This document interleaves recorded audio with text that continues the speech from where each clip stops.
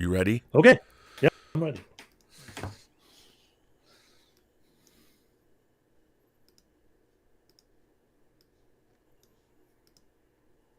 Greetings, Imagination Con.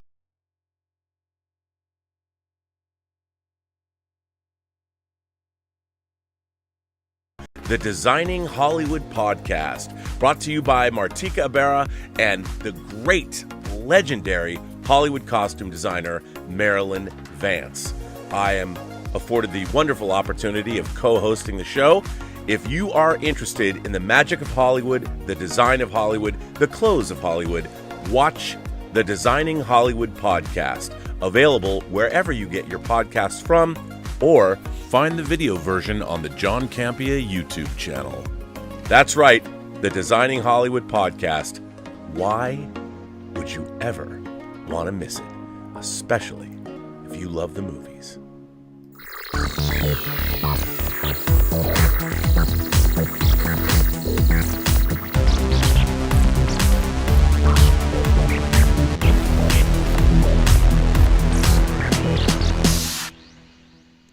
Well, wow, that's a little craziness, little weird, whatever. Greetings, Imagination Connoisseurs. Once again, it is I, your Duke of Dope Discourse, your Master of Fun and Wonder, your Viceroy of Verisimilitude, and of course, your Pharaoh of Physical Media. Look who it is. You know who it is. You know him. You love him. He's all the way from Saarbrücken, Deutschland, Mr. Dieter Bastian. Dieter, how are you? Rob, I'm excited to do the show again with you this week, as always. But I have to say, greetings, Imagination Connoisseurs, Dieter here. Here I am, Rocky like American, and welcome to the B&B Motel. But Rob, god damn it, I read the title of this episode and I thought, well, after doing it for now almost 3 years, you're just expecting that I put trash on the table, you know? Just put trash on the table. This is an expectation. The finest movie cuisine. That's up for me to do. I'm the fine wine guy. Yeah. You're the quaffability guy. Okay. You know, no, I mean, look, I didn't mean to be prejudiced against people from Saarbrücken. You know, I'm sure there's other people that have taste. I just thought, you know, come on, people. Let's see about my titles. Let's see about my titles later. We will do a little bit of counting, and you say, put it in the trash. Okay, no. All right. You know, you're right. I was prejudicial. And in this day and age, it's not good to be prejudicial against anyone, especially about their taste in film. But you said trash goodness, Rob. That's the title. Trash goodness. So I'm saved. I'm not canceled like Russell Brand might be canceled? Okay. What did he do, Rob? Didn't... Oh, you know what? This would not be the place to get into that because it'll derail the conversation. Yeah. It's definitely. Let's just say he's in a little bit of hot water. I don't want to make light of it. Yeah. But we have Hercule Poirot coming back with his third outing. His third outing, and you know, people. Did he derail The Nun 2 at the box office? Did he? You want to just jump right into it? You know, we don't want to have a little bit more chit chat. You know what? The Nun 2 scared off our favorite detective. Yes. According to Anthony D'Alessandro, The Nun 2 became.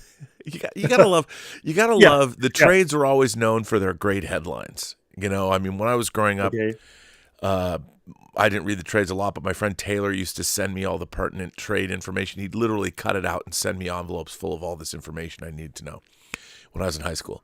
The Nun 2 scares off Perrault to become Mother Superior of the box office with 14.7 million second weekend. You go, Anthony D'Alessandro. I don't know if you wrote that. This comes to us, of course, from Deadline. It looks like Hercule Poirot does not have a prayer at winning the box office this weekend, with Kenneth Branagh as A Haunting in Venice losing number one to the second weekend of New Line's The Nun 2. 14.5 million to 14.7 million. Ooh, tight race. That's a squeaker. That's so in line with. Could actually be after the weekend is totally in the can, perhaps. Could be. Could be a change, but could be. I don't know. Could be. We'll have to see what happens on Sunday. Of course, it is Sunday, and you know what they have. Sunday's a Nun's Day, so maybe the Nun 2 takes it. But you never know, because Sunday's also the time that the older set, such as myself, goes to the movies. We'll see. So that's in line with industry estimates, which show a 100 to 300,000 lead for the Nun 2 over Disney and 20th Century Studios film. But who goes to see horror movies on Sundays? If those numbers stick into tomorrow, that's not a tie, as others are labeling it. Nun 2 wins. Even though A Haunting in Venice had large screens and IMAX, which propelled 36% of its weekend, Nun 2 had a better Saturday than the Branagh movie. 6.25 million to 5.4 million. The sequel's overall hold this weekend is minus 55%, so it dropped 55%, which is really good, which is great for a horror pick. They typically drop 60 or worse in weekend 2. The Michael Shaves directed Conjuring spinoff sequel is also expected to beat Haunting in Venice today, 4 million to 3.6 million.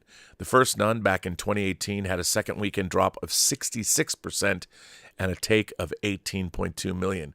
I'd love to see Nunsploitation movies come back into favor, and I think Warner Brothers should take a good long look at their Nun franchise, because they have the greatest Nun movie ever made in Ken Russell's The Devils, and it's locked away in a vault somewhere.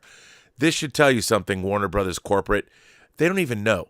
Like David Zaslav, you have a movie in your collection that is locked away by your legal team. Everybody wants it. Get George Feltenstein to hook you up. He knows everything about it. You don't even just call him and go, George, we want Criterion to release The Devils on Blu-ray. What do we got to do? He'll know. Call him. Nun movies, Nunsploitation, it's coming back. And you have the Gone with the Wind, the Godfather, the Casablanca of crazy Nun movies in Ken Russell's The Devils. And what are you doing with it? Nothing. Everybody wants it. Call Mark Kermode, he'll tell you. Anyway, that's just an aside. All of us collectors are waiting. 4K, baby. Criterion release. You know what? That would be the crowning glory of the 100 years of Warner Brothers, getting Ken Russell's The Devils out just in time for Christmas. I'm just saying. I mean, hey, come on, let's do it. And don't cut out the Rape of Christ sequence. Come on, man. One of the most notorious times during a dull September weekend was September 29th to October 1st, 2017, when there was a three-way tie between Kingsman: The Golden Circle and Tom Cruise's American Made. And what was the other movie? And I don't know. Oh, that was a tie, notorious tie. Yeah. A three-way tie between Kingsman: The Golden Circle and Tom Cruise's American Made. And I don't know what the first movie was as I'm looking at this. Anyway, and Dumb Money came out, and Nicolas Cage's The Retirement Plan came out. So here's the stats, buddy.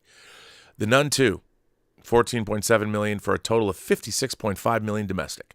A Haunting in Venice will open with 14.5 million. Denzel Washington and Anton Fuqua's The Equalizer 3 made 7.2 million for a total of 73.6 million. Damn, I do love that franchise. It's great. And you go, Anton Fuqua. My Big Fat Greek Wedding 3 made 4.7 million for a total of 18.5 million. Some movie no one's ever heard of, Barbie. Yeah. Made 3.9 million for a domestic total of 626.1 million. That's insane. Another Indian film, Jawan, made 2.49 million this weekend for a total of 12.1 million. Blue Beetle hanging in there, 2.475 million for a total of 67.2 million. Remember, that was a movie that was going to be released to streaming only. So 62.2 million. I know they put more money into it, but that's basically found money. Gran Turismo is up to 39.4 million. Oppenheimer made 2.1 million. It's up to, I can't believe this, the domestic total for Oppenheimer is 318.6 million. That's crazy. And then Teenage Mutant Ninja Turtles made 2 million for a domestic total of 114.1 million. So there you go, buddy. There's your box office, your Sunday box office. As always, nice to know what will probably will sell later on when it will come out on physical media. Yeah. The Conjuring universe is always a good bet. All good. Yeah. good horror. And I'm really looking forward to Haunting in Venice because I like the Agatha Christie whodunit stuff from. Yeah, me too. Kenneth. I like those movies. They're good. Yeah. Let's hear it for let's hear it for them. I dig them. Yeah. Rob, we only have 2 letters. I would say we start with the letters this week. You know what? Where you go, Dieter, I follow. You have my ox. Considering the first one, Rob, I don't know if you have downloaded the picture from Guy Newby because he did send us pictures of his setup. Oh, really? Well, I can do that. Yeah. I can do that right now. I have the power. There's this newfangled contraption called the internet. Yeah. It's fantastic. So Guy Newby came in, bragging hour. Hi, Rob and Dietz. Well, wait a minute. I just want to point out that we'll be the judges of that. You know what I'm saying? Hi, Rob and Dietz. I watch the show every week without fail, so thank you for the best physical media content on YouTube. Thank you, Guy. Thought I would send you photos of my newly completed Atmos system to get you started with bragging hour. You can decide if it's worth bragging about or not.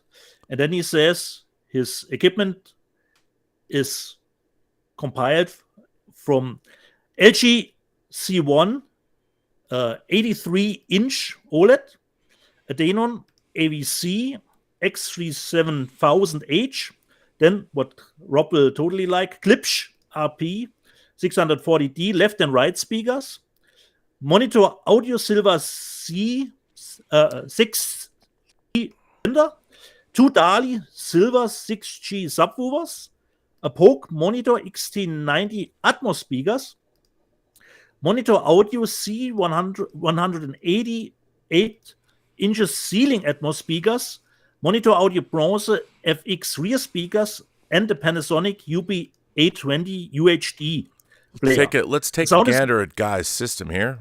Here's the sub that he's rocking. Check that out. Dali.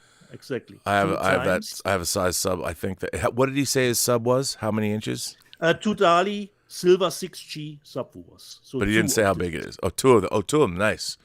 Two of them. See, I haven't gone the second sub because I was afraid of it. But nice.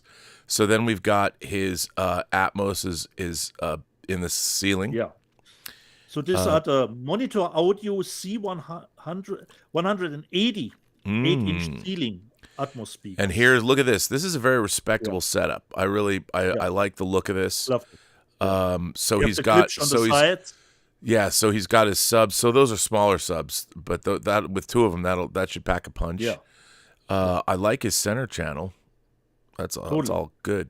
83-inch audio silver center channel. Yeah, that's I'd love to see where his amp is though. Nice. That's for that room, that's a very respectable setup. Yeah, that looks very good. And then finally, the rear, he's got his surrounds here. That is a very, and I bet he's got it balanced right so he's not over. See, the problem is when you're in a smaller room, and I have this problem too, is you have to be careful that you don't have too much speaker in the room, because if you have too many speakers, it gets muddy. And what you want to do is you want to hear all the separation. And if there's too much, so that looks like he's done a great job for that room. Yeah. See, the thing I'm missing is I need an 83-incher. Yeah. My whole life. That's what dude, I know. My whole life, size matters not. Yeah, it does. No, and I've always had to make up for it in other ways. What can you do? But 83 inches would be nice because, as always, I'm only rolling 65. What are you going to do? Me too. Hence, he writes, well, hence my he writes, career in pornography has never been below the waist. What are you going to do? Except in my private life. The sound is incredible. I rarely go to the cinema now unless I have to see something in IMAX. I just wait for the physical release. I'm super proud of the system now. It was worth not eating for 6 months. Kind regards, as always, from Guy Newby. That is really a nice setup. The only thing I would ask Guy, don't you have a little bit,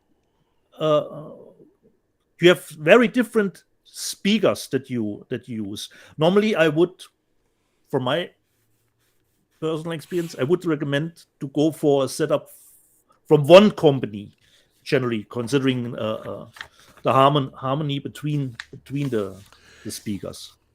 Yeah, I mean, I think that's true, but you know, it But looks great. For instance, I would go, as much as I like my Klipsch system, I would much rather, if I had the money, I would buy more expensive equipment. And I don't know necessarily, I wouldn't necessarily go with all the same speakers. The ones I would want. But then again, if I were to be able to buy the speakers I want, my system would jump from 12, 15 grand to 50,000. But I need the thing is, I would need a bigger room, and if I ever built the home theater system that I would want to, I want to build like this garage. My dream would be to convert this garage into, to tear down this structure, rebuild the structure as a two-story structure, and the bottom would be a dedicated home theater, and I would need $500,000 just to get these speakers and projector that I'd want for that system, not to mention the build out. Yeah. So that'll never happen. The second one from Alexander Dukas, and he wrote in about the Hotspot movie, Rob, from last week.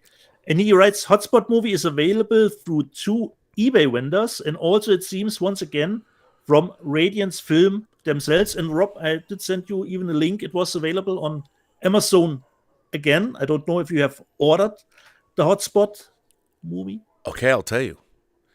What I wanted was, so they release, somebody wrote a letter, I don't know if you had it, about what an Obi, the white. This is the letter. Okay. So I read that letter, and so the plastic sleeve that I was talking about on the side is called, yes, that is an Obi. I have that Laserdisc, and I took my Obi off, which I shouldn't, because that tells you it. Collectors. I don't know you about Europe. If it got scooch it over a little bit. Scooch it over. Yeah, there you go. If it got that Obi stripe, I always have the feeling I bought quality. I don't know why. It's just a paper. Well, a paper slip. Because here's the thing, though. Quality. Because it's Japanese, and that Japanese Laserdisc is one of the greatest quality Laserdiscs of all time. That Phantom Menace Laserdisc is an absolute banger, and that sound. It's DTS, I think, isn't it? No, it's just AC3s. It's right. It's AC3, and it's one of the best AC3 tracks ever done. Blu-ray beats it. What was interesting, though, the Japanese, when I was in the 80s, I was a complete vinyl snob. I would never buy American vinyl. I would only, Japanese vinyl was the top, and then European vinyl, whether it was German, but UK vinyl was American vinyl was down here. So Japanese discs, the CDs and vinyl always came with Obis usually. Yeah, I didn't know Obi meant sash, because our letter writer said what an Obi was. And, I used to get rid of those because they were annoying. Because if you didn't have a sleeve to put something in and you just opened up the package, because European CDs weren't even shrink wrapped. They didn't for a long time. So, but Japanese were. And I love that stuff. But yes, so with the Radiance discs, because I bought one, I think I showed it last week. It comes with, I love those Obis. One of the things I love about Radiance are those Obis. But when they only come with their first releases. So you can get the limited edition that has the Obi, and then they don't have an Obi. Yeah. So I went to the Radiance website, and they still had some left with the Obi. So I did order it. Nice. It has been shipped. It was shipped 4 days ago. So I did get it. And I got it for their price. I want to just get all of their titles. Because why not? And he explains to us, like you already said, Rob, the spine of case wrap around paper on Laserdisc, DVD, Blu-ray disc, and CD is called an Obi.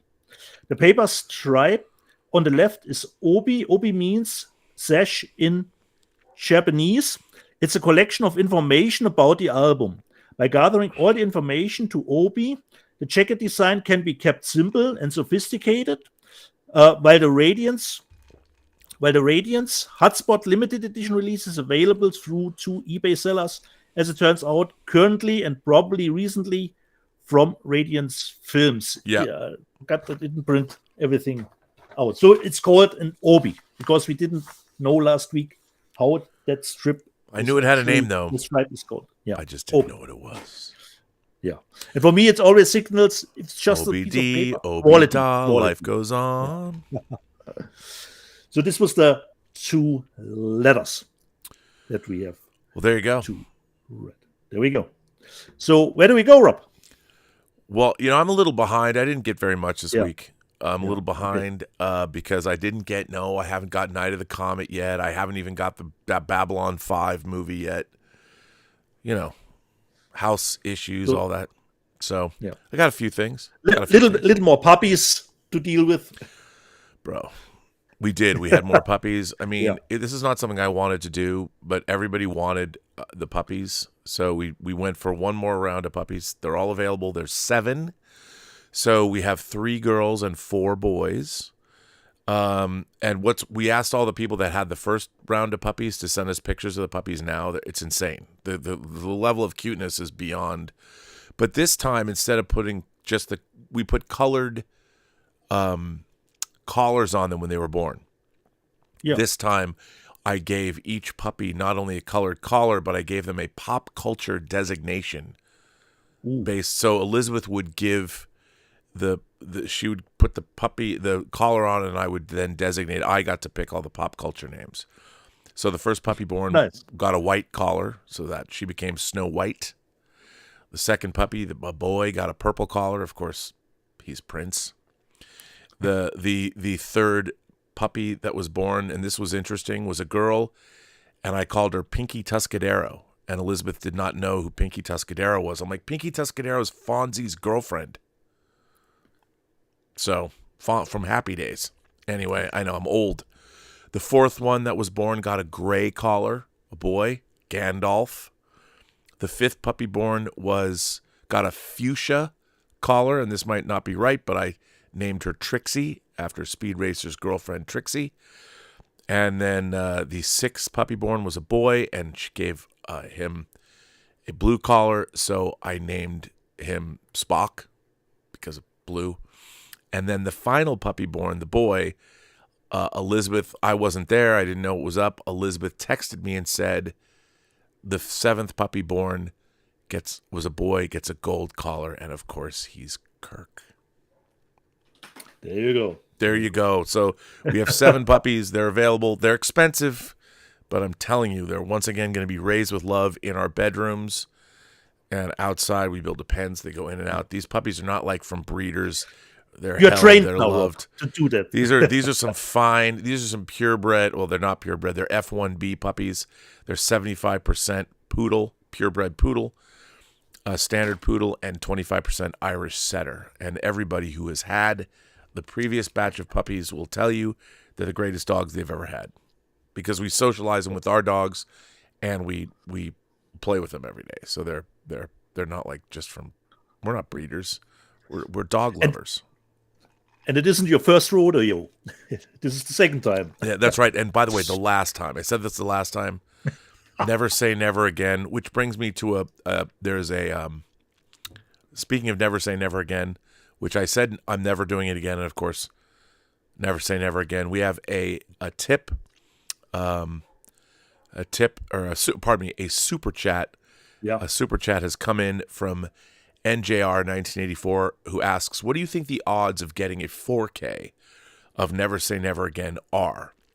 Well, considering the only Bond 4Ks we have are the Daniel Craig Bonds, I would say that there's probably a good bet that we will get them, because Never Say Never Again, I think, is Warner Brothers still. I think the rights are Warner Brothers. Okay. I think eventually we'll get it in 4K. Eventually we're going to get, I think, all the Bonds in 4K. But again, you'd think last year, 2022 was the 60th anniversary of the James Bond franchise. You think that we would have got a box set of all the Bond films in 4K. We did not. So I don't know what's up. There was news this week that Matthew Vaughn is the front runner to direct the next Bond film, which tonally. I love movies like Layer Cake. I liked like Kick-Ass, and I like the first Kingsman movie, but you know, I don't know if his sensibility is a little too goofy. You know, I think that Bond needs to we need to have a fun Bond movie again, but it also has to have a level of, to me, like a Mission Impossible, Rogue Nation, or Fallout. Not so much Dead Reckoning, but we got to go in that direction with Bond. We'll see. I mean, I want a megalomaniac. Give me a megalomaniac Bond. You know, I mean, a real megalomaniac with an undersea city or a space base or something. I want Bond to go be Bond, because all the bad people in the world right now are boring. You know, give me somebody with a grand design. You know, we can't even have megalomaniacs in the world without social media destroying them in some way. Or then they do something stupid like buy Twitter and rename it X. Give me some megalomaniac. Give me somebody with a vision who wants to eradicate most of the world's population. And of course, that's not such a bad idea these days anyway either. Save the planet. Do what Sam Jackson was going to do in The Kingsman, actually. He should have won. I was rooting for Sam Jackson in Kingsman. You go, Sam Jackson. You win that war. Kill it. Because you know what? We'll come back. Human beings, I mean, you could get rid of 90% of our population and, nobody would miss us. We'll come back. Be fine. There'd be no more physical media, but hey, we have a lot already. Do you go through the other super chats? I love you. Like, what are you saying? the other super chats. Okay. Alexander Dukas says, good morning. Dollars and picks sent. Oh, well, thank you for that, Alexander Dukas. Thank you. Guy Newby says a lot of people are complaining about the color timing on The Exorcist 4K. Would you have preferred they went back to the original theatrical timing? Okay, Guy, I can't speak to that yet. I haven't read any reviews yet of The Exorcist 4K. I would prefer, it's not the theatrical timing, it's you want to go back to the way that Owen Roizman shot the movie. That original intent. So I haven't read, now you've made me curious. Now I have to go back and look. So that's all we're caught up. We only had a few tips and super chats. The tip link is in the description. Now I'm going to go see if there's a review of The Exorcist 4K, because here's the thing. A lot of people that are talking about, that review discs or talk about what movies look like, don't know fuck all about anything. So a lot of the time when they complain, I'm not saying that there aren't people that do know. There's a lot that do know. But there's a lot of people that don't know anything about color timing or what a movie's supposed to look like. So, and they spout off on the internet. And I have to hear about all of them. But I'll have to go back and look myself. So, yes. Yeah. So, I would just suggest, Rob, I go through the live chat while you look up if there are exorcist. Oh my God, reviews. I know you. Okay, you had to do this to me early. Okay, fine. Yeah. You go through the live chat. I'll turn it over to you, buddy. Yeah. So previously on Let's Get Physical Media, big fan, 2019. Are you going to order the Disney 100 collection Blu-ray that features all the Disney animated movies? Well, big fan, no, I won't. Luke's a Blade. They should have released Barbarian in theaters. They lost out on a nice sum of money. Luke's a Blade Barbarian was in theaters in the States, and it made actually quite a nice chunk of change with 45 million, and it was budgeted at 5, so it made some money at the theatrical release. What we want is, of course, a physical media release of Barbarian. Irene Jobson. Saw 1 was brilliant in its time, and I loved how they carried on all the twists. Me's liking it too. Irene Jobson, and I like the sequels, also considering all the twists and turns with the story stuff. Irene Jobson again. I loved Tango Shalom. Rob, and I heard Tango Shalom was premiering in Berlin last week. Well, that is true. Tango Shalom did have, and by the way, you asked me, it is dubbed in German. So I don't know if there's going to be, but I will say this. I've seen clips. It's wild to see it in German. Yeah.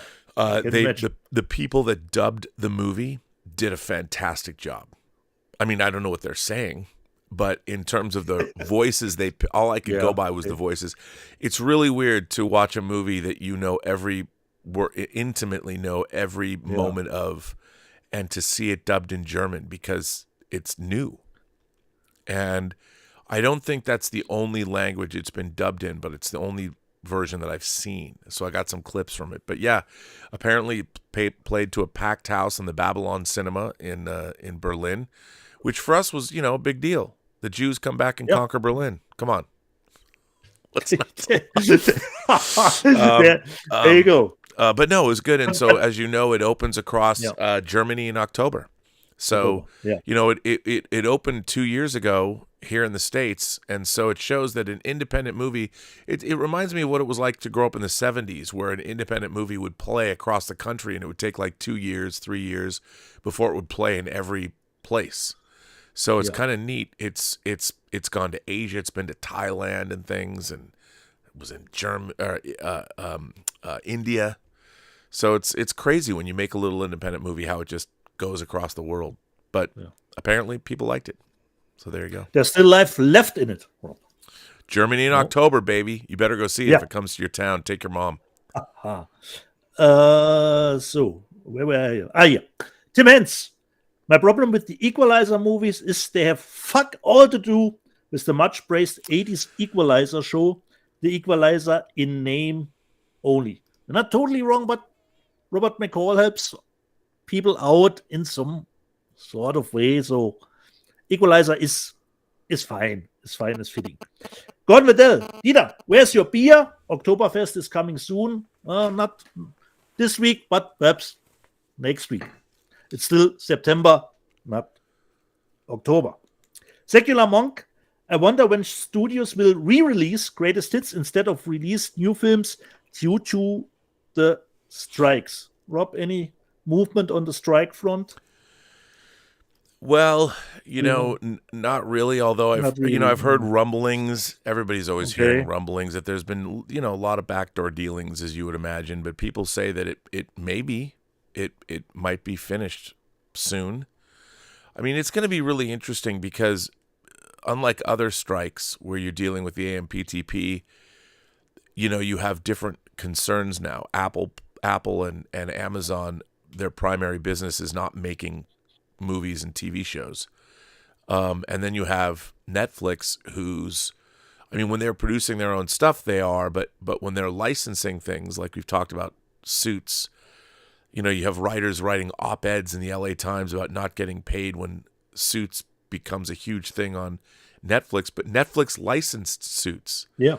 Netflix has no idea how many and they've already paid. Netflix paid to run Suits.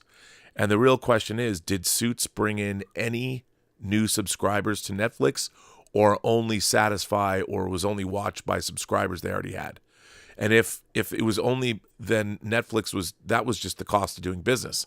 So licensing Suits, whatever that cost becomes, that's a negative. They can put that on their books and write it off. So it's a business expense. So it's an interesting world to live in. RJ Skorenki, all the congratulations to The Nun 2. Such a good sequel. Blumhouse nails it every time. Well, nice to know.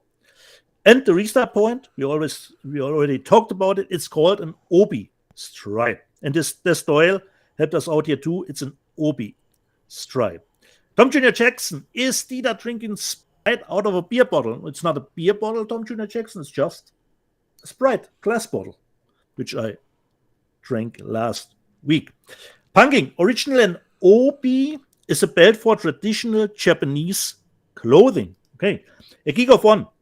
An Obi stripe is a piece of paper wrapped around the spine of Japanese CDs, DVDs, movies, or books, sometimes referred to as a spine card.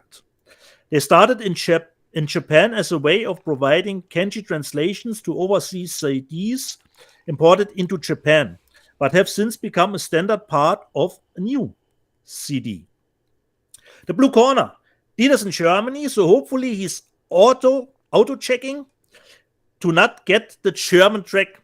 We talked about it a little bit, because I don't remember the movie you watched it in the wrong language or didn't check the audio. Something was off. And of course, when I start to watch a Blu-ray, my first move is to go through to the audio settings to see if it fits the original language. Michael Lynch, Dietz, congrats on beating us in the finals of the World Cup of basketball. It has been an exciting game. Cheers. Cheers, Michael. Strange things happens this year. The next one, I'm missing a little bit of the context here, but I think it was about you and I love the Flash. We are not bothered by the bad CGI. But Michael Lido said, no argument from me, Tim. It made me question Rob's judgment. And Tim said, Rob is only human. He's not right all the time. But 99.5%, it's a really good track record for Rob. Rockers Los Angeles. Guys, are there widescreen formats of Star Trek, the original series, at all? Guy, not to my knowledge. And why would there be? Rob, were there ever widescreen versions of? No, because here's the thing: the Star Trek, the original Star Trek, and by the way, Next Generation, Deep Space Nine, and Voyager, were all shot 4:3. So and like with what's really interesting, there was talk when they were remastering Next Generation because they were going back to. So when you shoot something, that was the aspect ratio, and the only way you could change that aspect ratio, like for the original series, but you'd have to crop it, so you would lose the top or the bottom to give it a rectangular. And some people have done some really interesting CGI extensions of things, like the original series. I actually shot on James Cawley's sets in 235 or 239:1. It looks incredible, but you can't change how something was originally shot without altering the original intent. And there was talk about reframing the Next Generation when they went back to the negative, but when they shot the effect sequences, they were shooting them for 4:3. So a lot of the time you get to the edge of the 4:3 frame and the model would disappear. So you can't do that. Now Enterprise, because it was made later, was a widescreen show because it was made in 2001 to 2005. So you could do that. So there is no such thing as having a widescreen without altering the original intent. And that's just true of what television was like. Yeah. They were all 4:3. Last week we had the running joke with you having birthday. Tim Hens, Rob has more birthdays than Chuck Norris. Our friend Undead Sick talked about us in a super chat. Shout Factory released Itsy Bitsy Rob, and I remembered that I bought the movie back when it came out, and it was a fine movie. It was a movie that gotten through a Kickstarter campaign made, and he did continue. I already own it from Shout Factory. It became a pretty good movie, I thought. So Itsy Bitsy. I finally watched Drive 4K from Second Sight, and I was really disappointed with the Atmos track. Great video, though. From my point of view, considering a new Dolby Atmos track, I don't think Drive had a Dolby Atmos mix in the first place.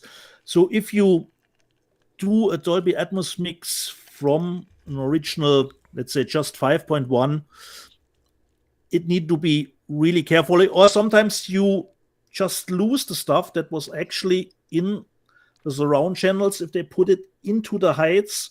So it can be tricky from my take. Also, I mean, that movie, aside from, say, music, which that has a great soundtrack, and gunfire or the revving of engines, that's a movie that wouldn't necessarily have an aggressive Atmos track anyway.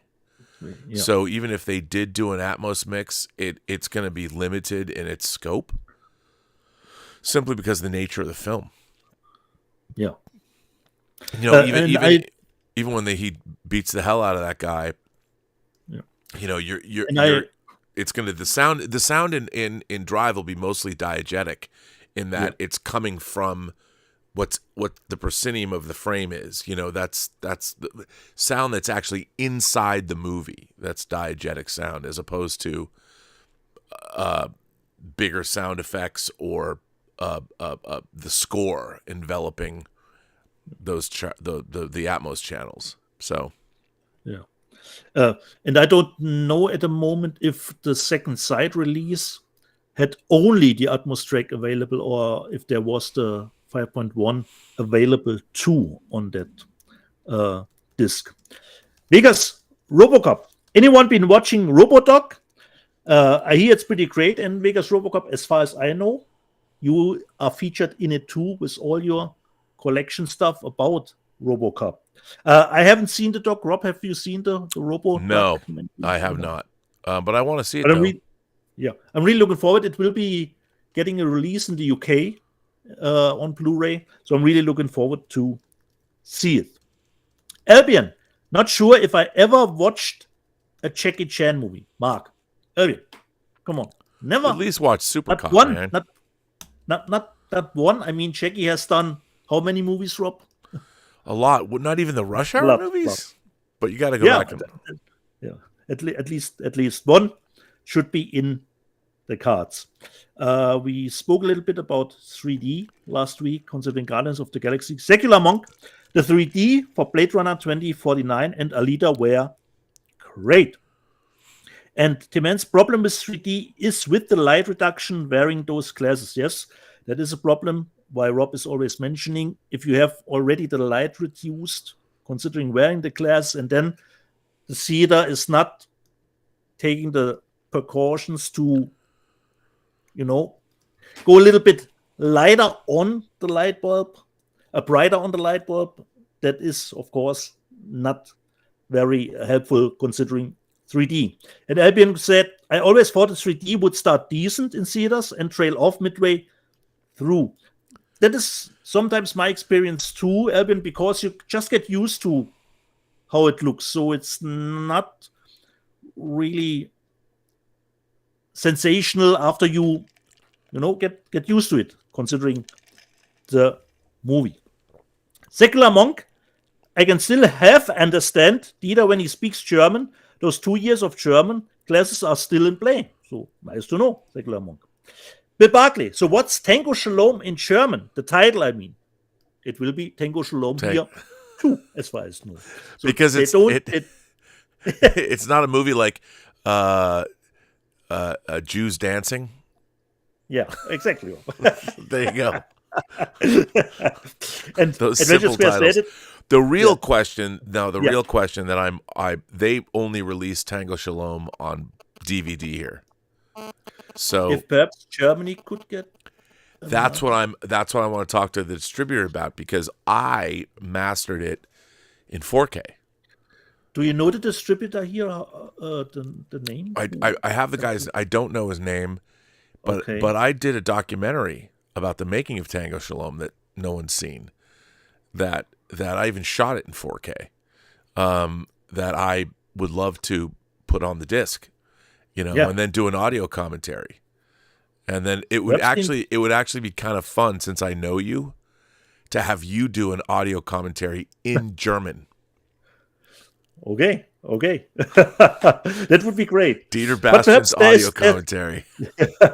But perhaps there is a chance that it will get a release here, Rob. Well, I think they'd have to talk to me though. I just want to. I mean, if they release things with 800 copies. Give me some German media book love, man. Even less, Rob. Even less. Yeah, I mean, why not? Why not? Yeah. I mean, I'm going to call that dude and be like, bruh, you don't even have to pay me. I'll give you the special features. Nobody pays me anyway. Yeah, you want me to do a bunch of work? Here, I'll do it. You don't have to pay me. It's fine. But we'll see. Fingers crossed. Perhaps it will happen here in Germany on Blu-ray. That's what we want, because the DVD is out in the States already. Adventure Square, apparently the title is still Tango Shalom in Germany. Wipepath Earth 1, One Piece implementation of Dolby Atmos, the Netflix series One Piece, was one of the best sound mix I have heard. I hope we get a 4K Dolby Atmos Blu-ray. Unfortunately, I don't think so, but there were good news this week. As expected, One Piece will get a second season. Rob, did you have time to delve into One Piece? Okay, here's the thing. I would say this about the it's actually a lot of fun to watch. It's just my taste in anime runs more like I liked more whimsical anime in the 70s. Like I loved Getter Robo G, which was Starvengers in the States, which was the sequel series to Getter Robo. And I love Grandizer or Goldorak, and I love the Super Robot stuff. But when it came into Space Battleship Yamato was my jam, Star Blazers. And then if you look at Macross, aka Robotech, Robotech was 3 different shows. It was Macross, it was Southern Cross, and it was Genesis Climber Mospita, which I liked those, and I like when they put it all together as Robotech. But then, my favorite anime series of all time is Legends of the Galactic Heroes, which they've been remaking. And then I liked other super robot stuff like Doug Ram and the One Piece thing, that kind of whimsy, whether it's Dragon Ball Z or what, that's not really my thing, because I preferred something more serious. But that said, it seems to me, because they had the creator of One Piece working on the show, I think this show is a lot of fun. I'm looking at this going, because it retained that thing, that, and I normally love whimsy. I mean, when it's done right, give me Amelie. I love that stuff. And while One Piece isn't necessarily my jam, it's pretty great in terms of what they're doing. So it was obvious to me, like I thought that Cowboy Bebop would be the thing that I love, because I love the Cowboy Bebop anime.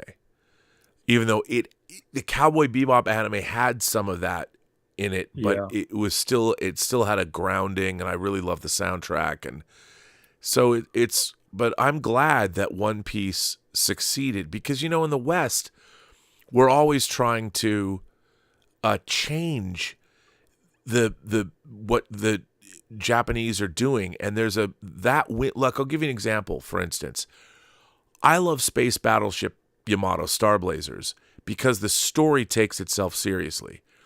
But the idea of retrofitting a battleship, a World War II battleship, and turning it into a spaceship that becomes basically undefeatable, that in itself is a whimsical idea. And if you go back and you look at what Matsumoto Leiji was doing, he did a lot of that in like Galaxy Express 999, which I also love. He put a train in outer space. Like why is a train in outer space? I don't know, but it's there.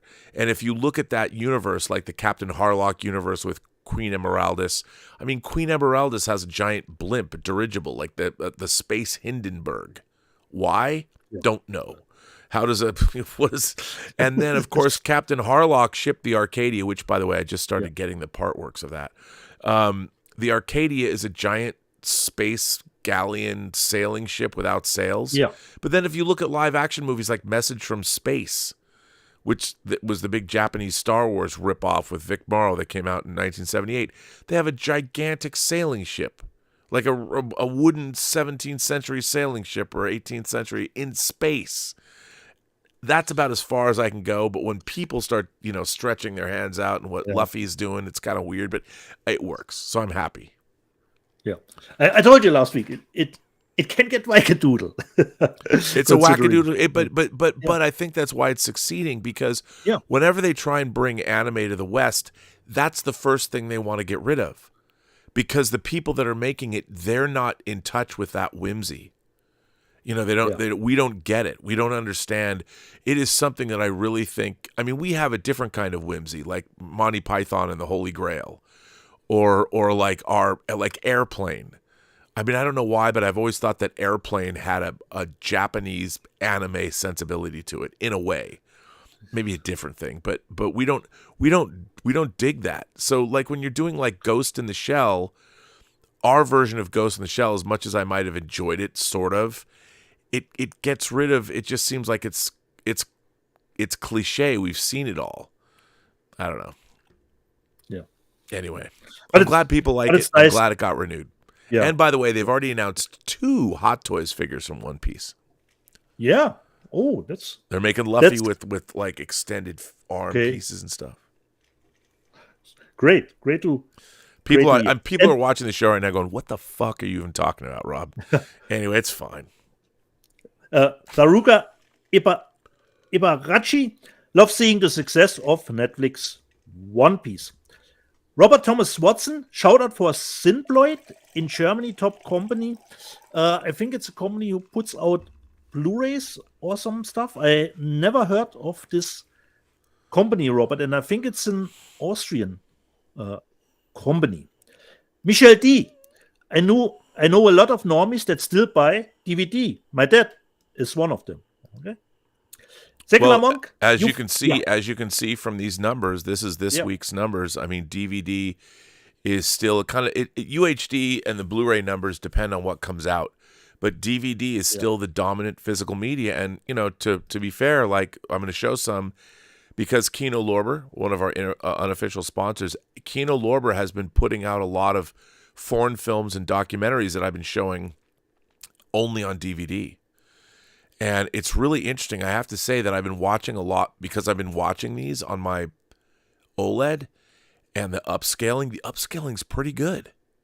Okay. You know, I've been looking at it's still upscaling, but it doesn't look like garbage like I can't watch laser discs.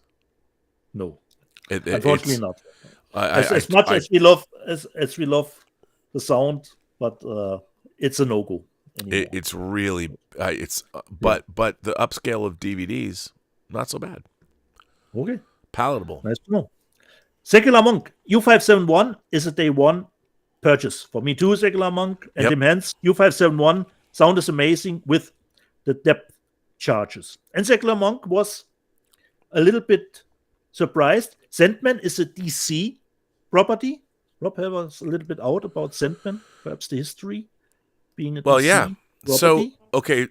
Sandman is a DC property, and interestingly enough, so in the wake of the success of Alan Moore's Swamp Thing, a lot of the creators like Jamie Delano and Neil Gaiman and Alan Moore himself were going back and pulling a lot of these really obscure DC characters and recreating them. The Sandman was a character. You know, the Sandman was a Justice Society member.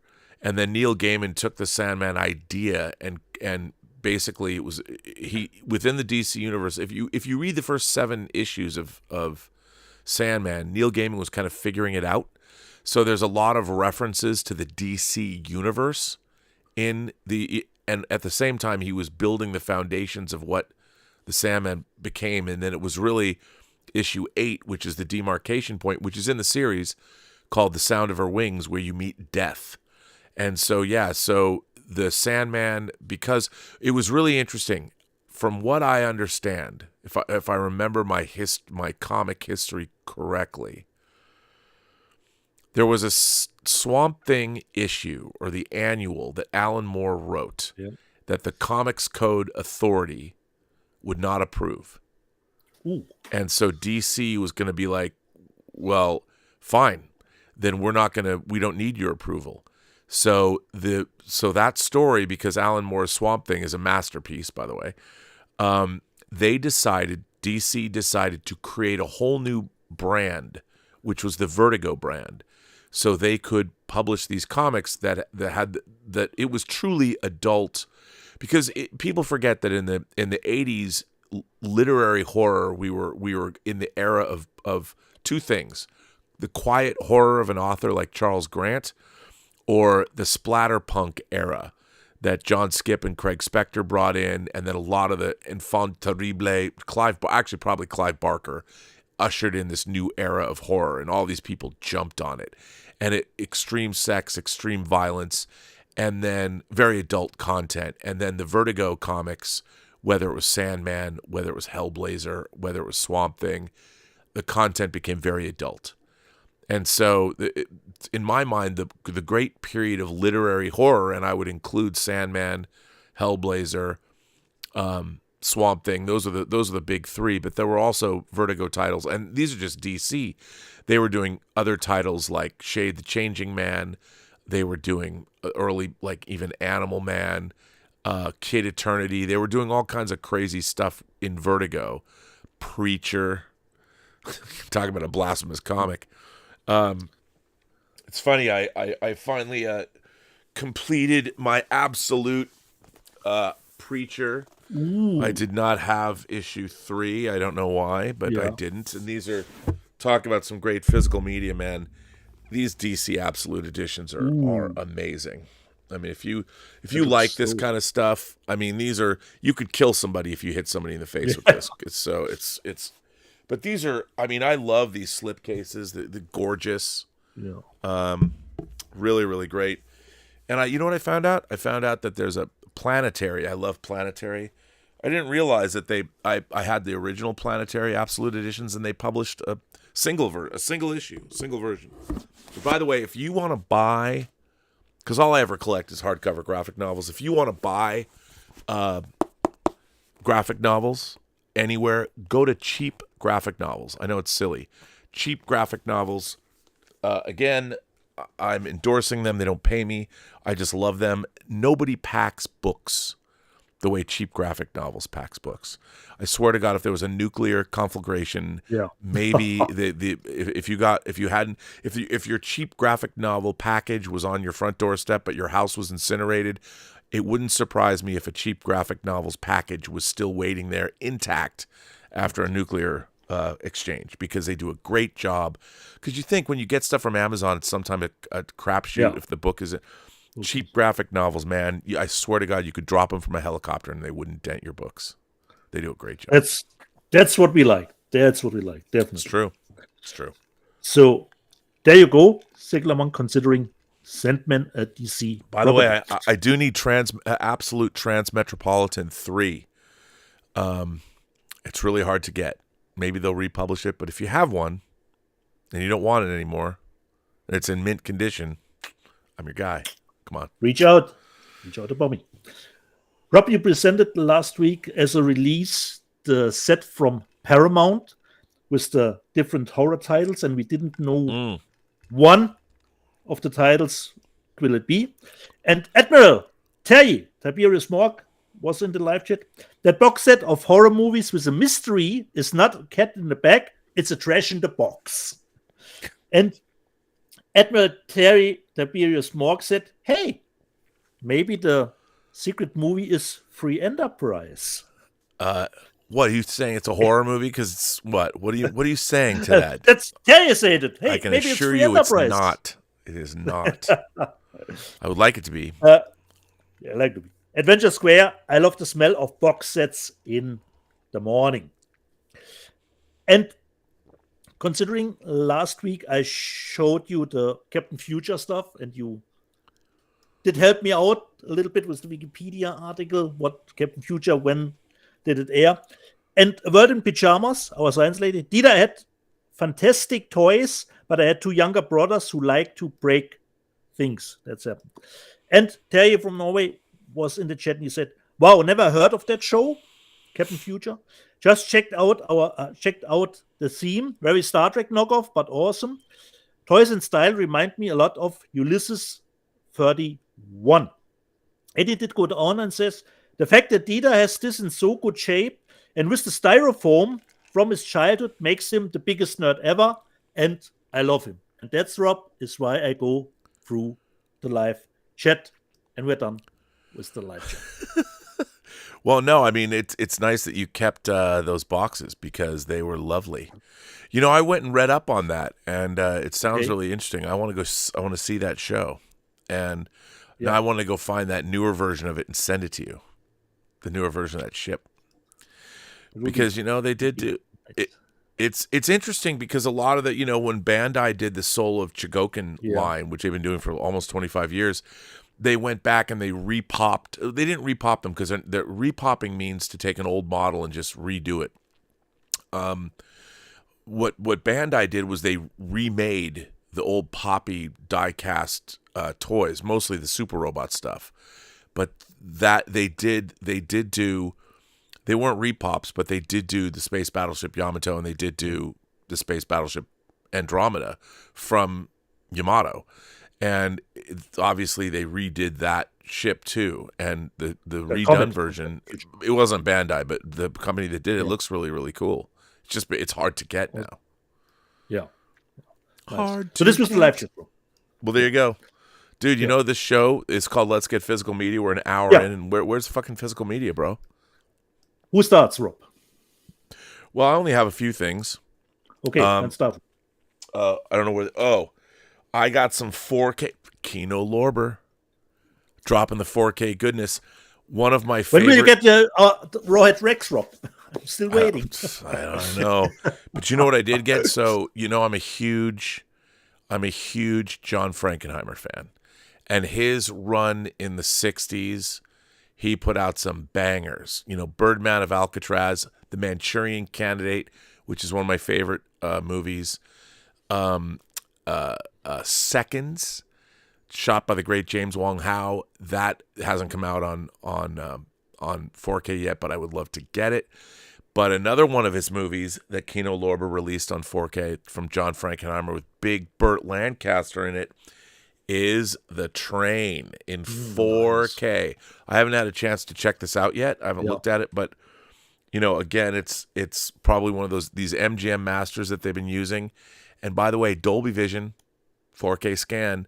I really like this movie. Part of the reason this is in this movie, there's a train full of the great artworks that is Burt Lancaster's trying to liberate. But again, Frankenheimer, man, he did things like another thriller. He did a political thriller, 7 Days in May. And all these movies are in black and white, and they're great. And I wanted to show this movie to Elizabeth because she hasn't seen it. And I love The Train. And I wish I could get. So now we have Manchurian Candidate, and we have The Train in 4K. But I'd love to get all of them. I'd love to get Birdman of Alcatraz. I'd love to get 7 Days in May, which is Warner Brothers, and I would especially love to get Seconds in 4K, because Seconds is one of my favorite science fiction movies ever made.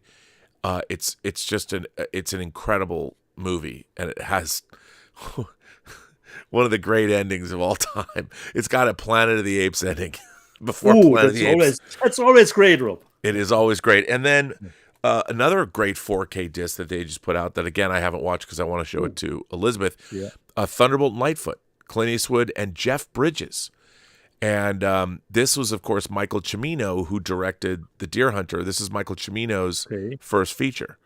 And it's a crime thriller, and it's pretty great. And again, they repurposed the old special features on the Blu-rays. They include the Blu-rays in here so they can have the special features. And then I think The Train, there's a lot of special features on this too. And I thank God Kino Lorber, they released The Usual Suspects twice on Blu-ray, and our special features were nowhere to be found.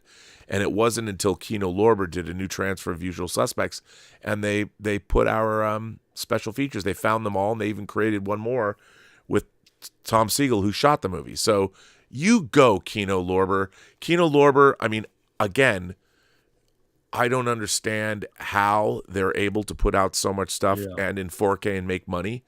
But, as somebody once said, maybe it's a clandestine money laundering operation. I don't know. But I am there for Kino Lorber. Kino Lorber is doing the Lord's work. I'm sure they're pissing Criterion off, but I love them. Thank you for more 4K goodness. And I got to tell you, I watched their 3 Days of the Condor, and it was not... It was properly timed. It looked fantastic. I love my 70s grungy New York. That's right in the middle of 1975. I love that movie. And by the way, I don't think I said this last week, but I was reading on Jeffrey Wells' Hollywood Elsewhere site. He was talking about 3 Days of the Condor, and there was some in it. There was some question as to whether Faye Dunaway's character would actually have had sex with Robert Redford. Did I say this last week? Yeah, if it has verisimilitude.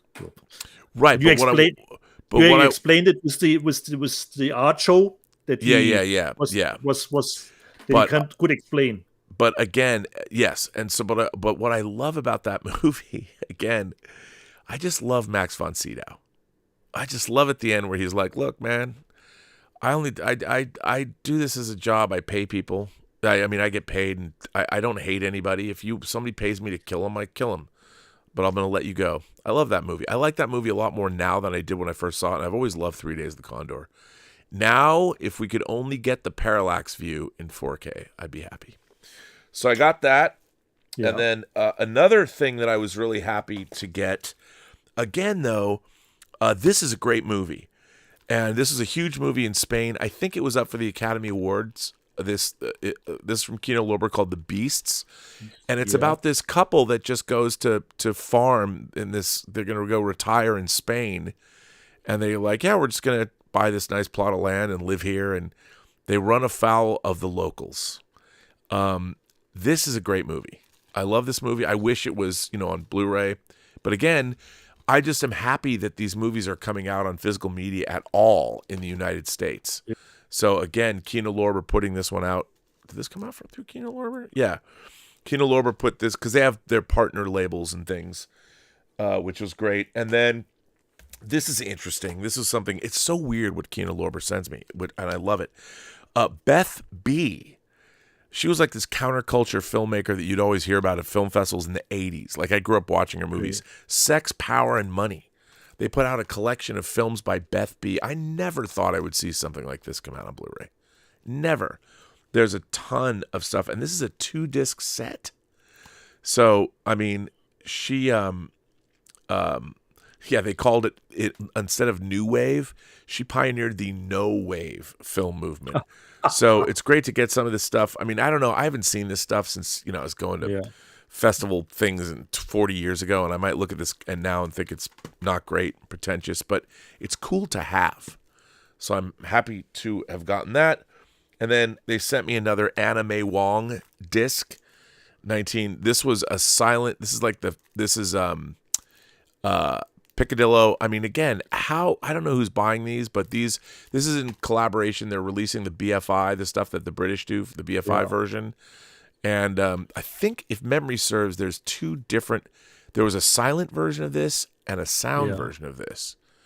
And again, there's audio commentaries and all different kinds of things. And Anna May Wong, like the one Asian actress, but they've been releasing a lot of stuff, so I'm happy to have that. So that's what I got from Kino Lorber. So thank you, Kino Lorber. And then I finally got this from Indicator. I love my John Rowland lesbian vampire movies, but they also have been putting out other stuff, Italian films. This is actually a movie called The Reincarnation of Isabel, but it's under Black Magic Rights. And, again, Dolby Vision. These Indicator discs are dope. I haven't even opened this. I just got this. I thought I'd missed this. This is in 4K. Yeah. Oh, yeah. Nice. It's in 4K. I mean, and they do such a good job with the books, and like these are slip cased. I never would have thought a movie like this would get the treatment. Now, the last one they did, the Giallo movie, it wasn't that great. But this movie I've owned in other formats before, and what's not to love? You know how much I love my horror softcore 70s bush porn. Black Magic Rights or The Reincarnation of Isabel. That's what I'm talking about. So thank you, Indicator. But I'm behind. I'm behind. I haven't got Night of the Comet on 4K yet, and I'm gonna get that. So that's what I got. Not much this week. Okay. So there you go. Okay. So you will know if I gotten some goodness this week. Okay. The first one, the obvious one this week was, of course, No Hard Feelings. Gosh, I wonder why you bought that. I have no idea, Rob. Unfortunately, it's rented out, Rob, to my niece. So I rented it. And you do the same thing I do. You put discs, you give people discs, but you keep the packaging so they don't fuck it up. Yeah. But no reversible cover artwork, so I have to live with the German big rating. I'm sorry. On the front. Yeah. What can you do? The next one we showed I think it was last week, Rob. We both bought it. And I was thinking, do I cancel the Steelbook? But since the American version had only the 4K in it, and I'm always like to have the Blu-ray too, I thought, okay, I get it. The Flash Steelbook. Ooh, that's cool. Which comes here in Germany with the 4K and the Blu-ray. This is completely looks like. So Steelbook for the Flash, which you and I loved, other people not. The next one, you made me aware of this movie, and I watched it first digitally, totally liked it, even loved it. So there was no question that I would get the physical media release, and especially if Micah Monroe from It Follows was featured in it. I got is a bullet. God, I can't. I want that. Did you watch it? Yeah, I totally love it. It's totally brutal movie. Dude. 150 minutes, Rob. So prepare yourself. It's not a 90-minute run through. And Rob, it will come out here in 4K in Germany. God is a bullet. But this is the American version. So God is a bullet. See, it pisses me off when because somebody figures, oh, it's an independent movie, nobody knows what it is, so we're not going to put it out in 4K. They should put it out in 4K. Yeah. Damn it.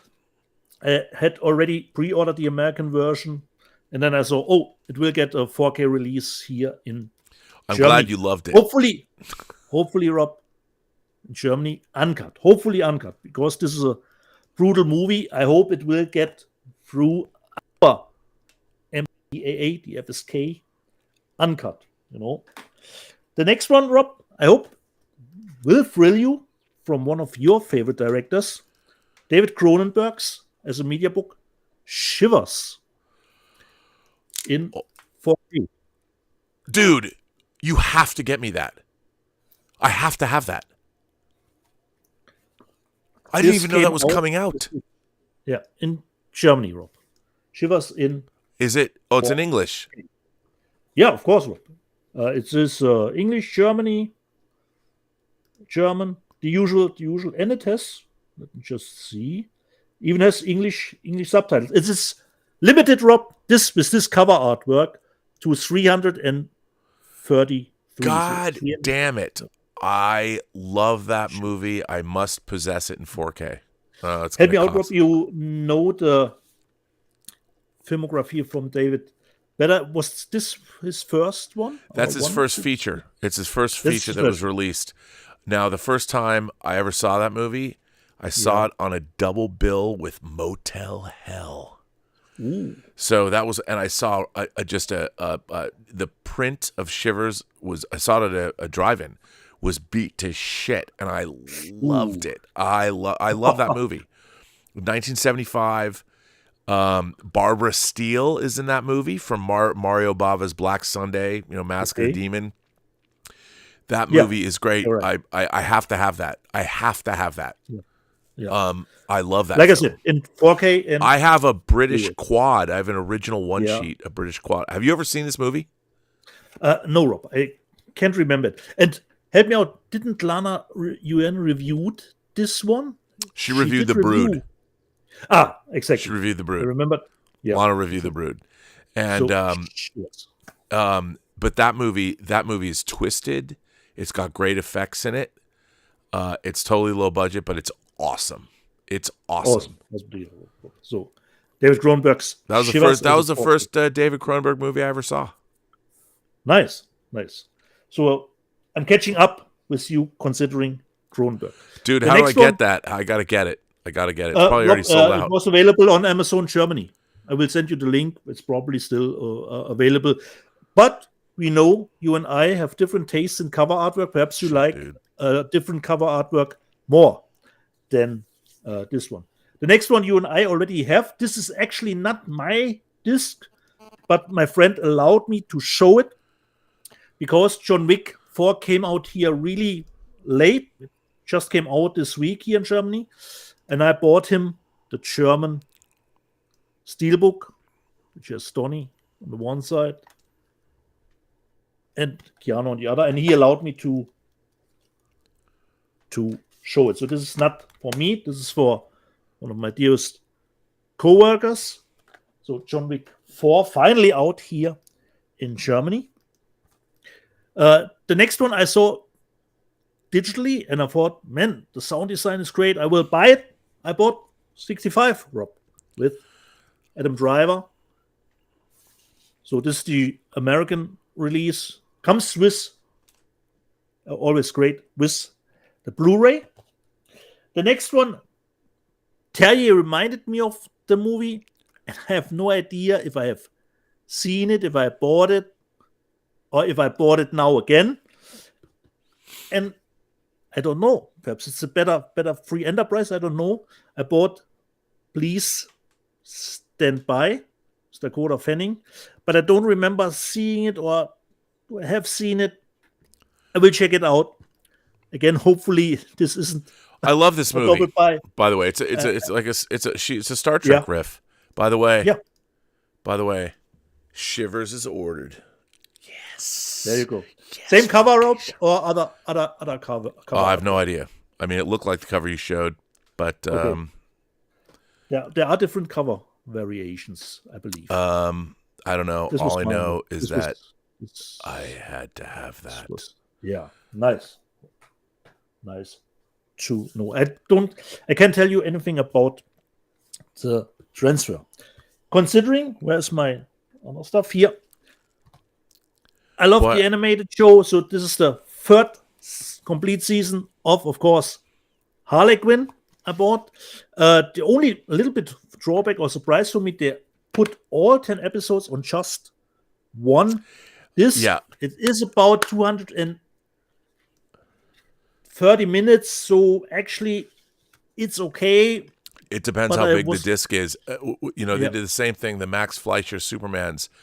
Warner Brothers has a terrible habit. Now, not Warner Archive, because Warner Archive knows. I mean, they're compressing their animation, and it blows. I don't know if it's true on that, but what they did to the Fleischer cartoons is criminal. Okay. Yeah. But I think, considering that it's animated, it could work. I was just surprised to open it up to see only one disc. And speaking of Harley Quinn, this week, so the final episode of season 4, and I loved it. Season 4 had great episodes, a great through line again, and I'm still hoping Max will continue the series with the season 5, because we did get a little bit of a cliffhanger. I don't know, have you seen the 4th season, Rob, of Harley Quinn? No, I haven't watched it at all. Max. Awesome. They were great episodes. Had a blast with some side plots were a little bit wacky, but a great 4th season nonetheless. I will hope Warner will release the 4th season on Blu-ray too. Speaking of Eureka from the UK, you showed the movie as that it will get released, and I was very happy because the Hong Kong Blu-ray is out of print for a long time, but finally it came out from Eureka. She Shoots Straight Drop, which comes with a different cover artwork. Actually, you got 3 cover artworks. Wow. There's the other one, because the other title of the movie is Lethal Lady. So you could actually use this one or this one, She Shoots Straight. And you have the slip. I watched it yesterday. Totally had a blast. And it's always nice to see those old Hong Kong action movies in this kind of quality. No, this is not reference quality, but just to see those movies with those fresh transfers, just great. This is from Corey Yuen. Rob directed this one, which and he did the choreography in the first X-Men. Yeah. So the fights. So this is from Corey Yuen. Really great. I'm very happy that they released it, because the Hong Kong Blu-ray was out of print for a long time, and I didn't get it back when it was released. And probably the old Hong Kong Blu-ray, I don't think would have a new 2K restoration. So really happy to have that action pack. She Shoots Straight. The next one I showed probably last year, but it finally came out here, and I totally had a blast with the movie. Got nice media book packages, so I bought For the Sake of Wishes here again, which comes as a nice media book. And of course, Rob, always important in Germany, uncut, considering it's uncut with the 18 stamp, the orange or the red, the 18 thing. That's what you need. So, For the Sake of Wishes, I don't know if you have seen it, Rob. Recommendation for me. Great cover. Totally. Yeah. There were 3 cover variations. This was the one for me that I picked. And speaking of, I have one last one. And I know you are bitching about Paramount a lot, considering cover artwork and stuff. I always show, media books and steel books. But I never thought, and I don't remember having something like this, that you could combine a steel book and a media book. And I got from Sleepy Hollow. The outside is steelbook, but then you open it up and it comes with a book part. Yeah, and it's really hard to get now. I'm trying to get that. I wasn't able to get it. I didn't jump on that. I should have jumped on it. I didn't. So for me, to combine media book as a steelbook, I have never seen this. I don't remember it. The only thing that people will probably not like, the 2 discs are stacked above each other. Yeah, which is fucking dumb. Why they? Yeah. I mean, it's like, God, you guys, why do you got to be so stupid about this shit? It's this is the problem with the entire United States, that somebody stands by and goes, "We'll do it this way," to save money. Until the disc scratches and you get. Yeah, but for me, this is a great release. I haven't seen how the movie looks, but to combine a steelbook with a book, great idea.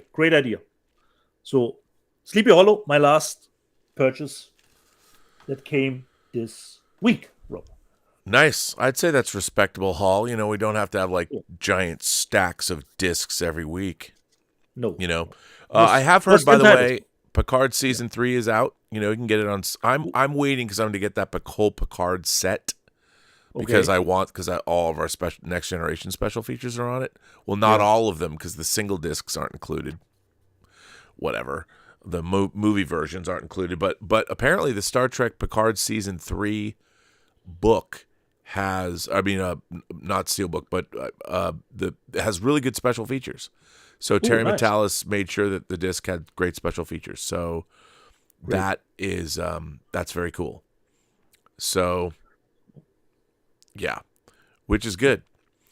So what else? Let's see. I'll see what people are saying in the.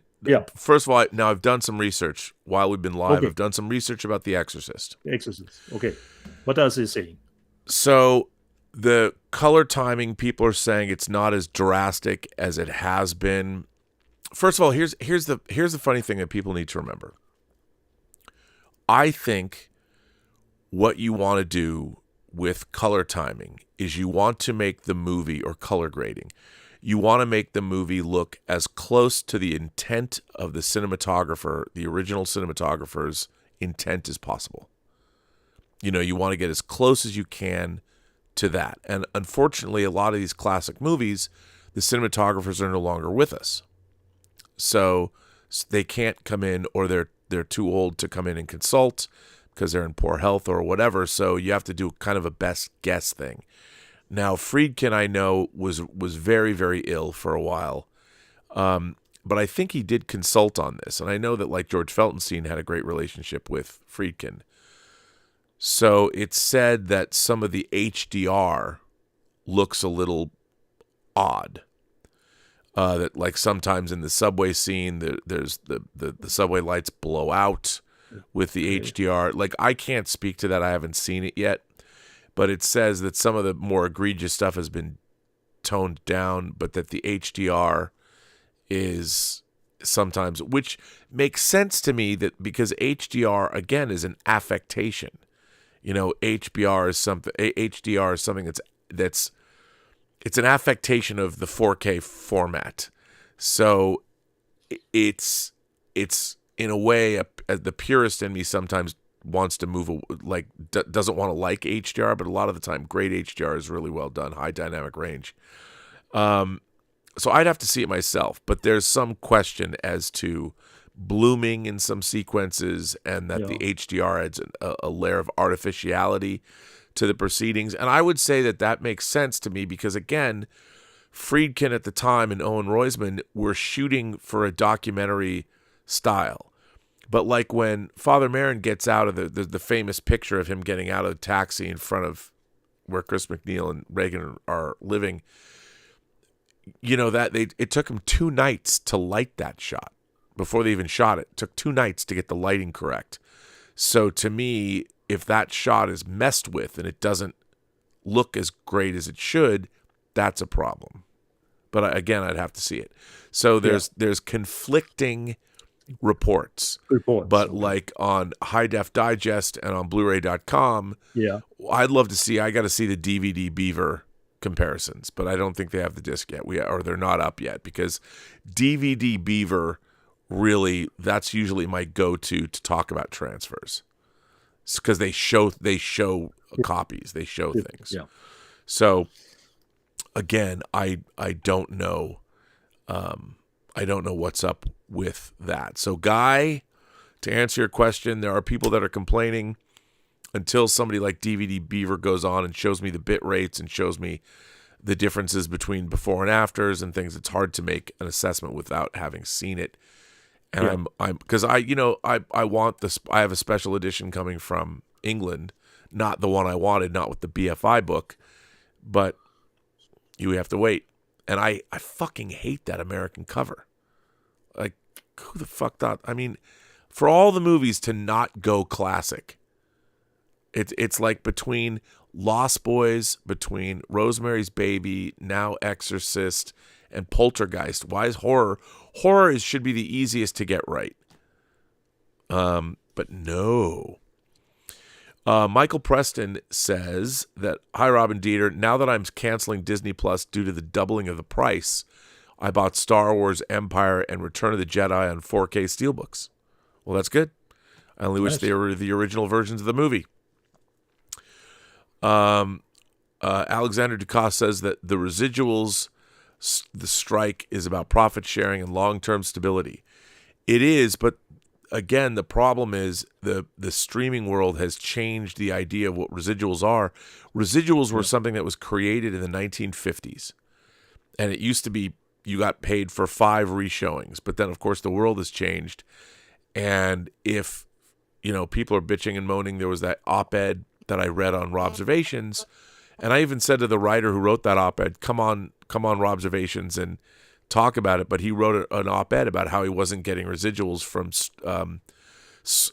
Suits playing on Netflix, and that he got a $200 check. But the thing is, Netflix paid a licensing fee to the people that own Suits, so it's not up. Netflix doesn't owe you residuals. They didn't produce the show. They licensed the show, and you got a $200 check. That was your piece of the pie off whatever licensing agreement they got. And he's like, well, now a billion views. And I think that there's kind of there's a real disconnect I wish people could see. I wish the studios were more transparent about how much money they actually make. Because like all things, there's huge profits to be made for a couple of movies, but not all their movies. And I wish that the industry would come out and take something and show the profitability from soup to nuts, and give everybody an understanding of how much money things actually make. Because some things would surprise you about how much money they made, but a lot of other things would surprise you about how much money they didn't make. And I think that there's this feeling that everyone's getting rich all the time, and that isn't the case. So Some people are. 200 Watt Studio says that the live chat segment is sponsored by the Sleep Institute. Come on now. Alexander Ducasse says, goes on to say, in the age of multi-regioned and zone unlocked players, need to start to refer to UHD and or region A, B, C, all of DVD region Dieter, order 2 and 1 for Rob. Well, here's the thing. Dieter's given me so much that I think that now, if it's available to buy, Dieter will steer me into where it is. Like it says on that, on the Amazon, there was only 12 left. Okay. So I bought one. And I'm happy to get it because you still have like the Phantasm you got for me, and you've got a few other things. And then I have a stack of discs that I've never given you. Okay, it says here region B, but I guess the 4K will be region 3. So the B is just for the... Well, it's funny. I've now had 2 4Ks. One of them was the Doors 4K, which was region coded. So I've come across 2 4K discs that are in fact region coded in my collection. But I don't care because I have, a multi-region player. So, I mean, if you're collecting movies, if you're a real physical media collector, you don't care about region coding. Yeah. Yeah. Like, you shouldn't. No. It's just it shouldn't be the whole big. The whole big. Yeah. For you to get something. That's right. Yeah. That's right. So you're not a true fan unless you No, far be it for me to be that kind of a gatekeeper. But no, it's like, it's funny, when Blu-rays first came out, there was a website, and I forget what it was, that just had a list of everything that was coming out in region A, B, and C. Okay. And because with Blu-ray, there's only 3 regions. And region C was like the Soviet Union. And I bought, in the early days, things early on, like Bugsy Malone, which took forever to come out domestically. But Bugsy Malone, and when I was in Bulgaria working on Hills Run Red, like Almost Famous, the director's cut, was out on Blu-ray. So was like Shogun, and I was able to get stuff that I'm like, it took a long time. It took years to get the director's cut, the untitled or the bootleg version of Almost Famous, to come out on Blu-ray, and then of course it came out on 4K. So it was crazy. So I had a multi-region player all the way back then too. So my Blu-ray player is multi-region, so I didn't care. As it should be. But now the real frustrating thing is the 4K issue. Germany's releasing all these movies on 4K that we're not getting in 4K here in the States. A lot of horror and exploitation titles. But I'm an entitled American. Should be region 3. But it's I said it at the beginning, Rob, of the format, But again, it's a rights issue. I mean, a lot of the time that they'll release things, it's like Second Sight. My beloved Second Sight. By the way, Crimes of the Future looks great too. Second Sight, they're the ones that are doing the restoration for The Hitcher. So Second Sight is actually doing, but in their case, because of rights issues, they have to allow other people releasing The Hitcher domestically here in the States. The real question is, will it get released in 4K? We know that Second Sight's going to release in 4K. But it's such a weird, it's so weird, dude. It's so weird that how the world that we live in, that in terms of, and again, you know what it is, and I hate to say this, but it really comes down to, in Europe, because you're older than we are, people in Europe have been human beings for thousands of years longer than Americans have. We've only been here for hundreds, but there is a philosophy in Europe about art that we don't have in the United States. Some people do. Like if you live in someplace like New York, even LA, we've got some great museums and theater here. It's not really part of our culture. Some people want to pretend it is. And there's a lot of people, there are a lot of patrons of the arts and wealthy people and that will give money to like the Disney Center. But in Europe, you guys have, because you can go into a pub and drink in a 1,000-year-old building. We don't have that.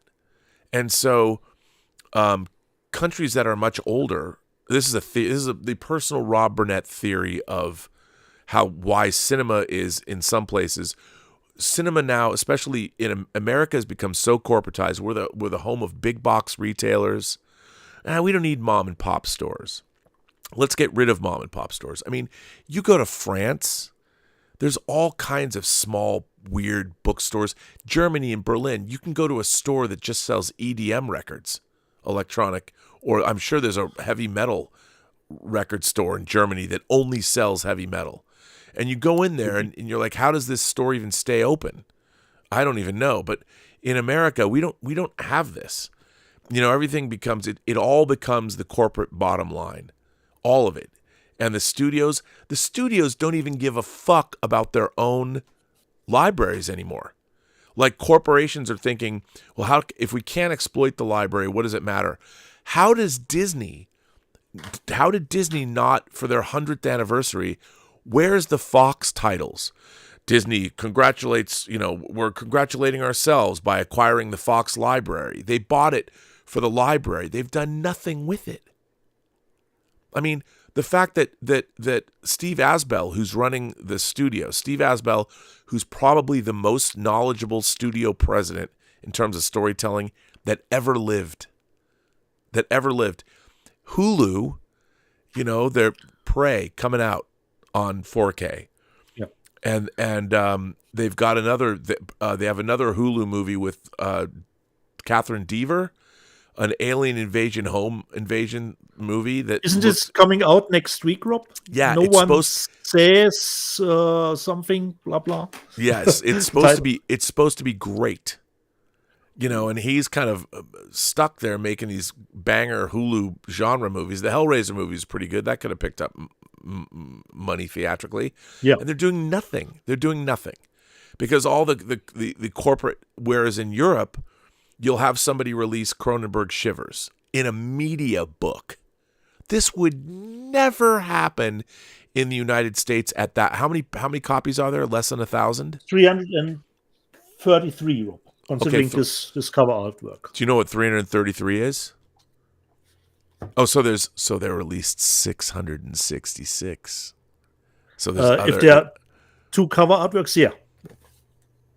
See, exactly. In America, I mean, Scream Factory, you could never license a movie in America and make it work for those numbers.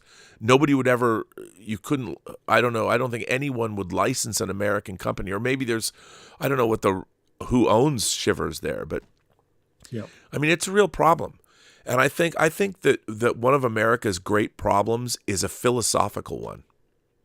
It really is. That we because. On one hand, everybody is trying to make a living, but on the other hand, everyone is increasing. Interest rates are skyrocketing. Everybody let's just raise the price on all streaming services. Like, when do they think that the middle class is going to run out of money? They just think that everybody can just endure all of this. And at the same time, we're not going to make physical media copies, or, we're not going to take the time. We don't take the time it takes to do things correctly. America, where's our media books? We used to make them. I still have like the Right Stuff, Silverado, things that are out of print. Yeah. Sorry, it just bums me out, man. It bums me out.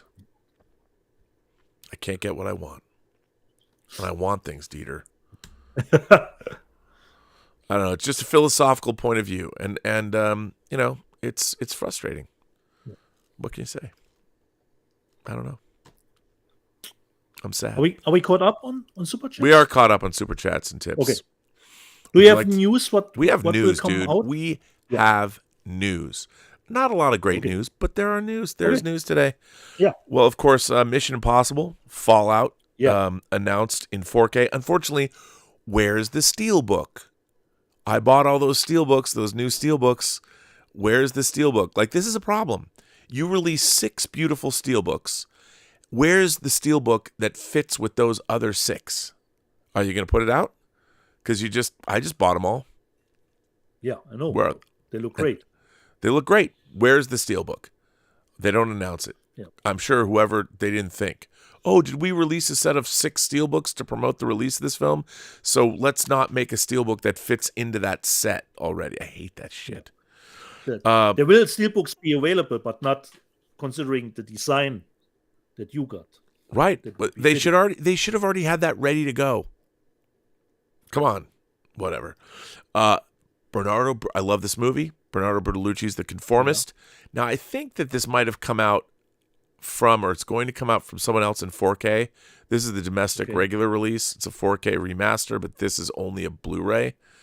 And I believe this is an offshoot of also Kino Lorber.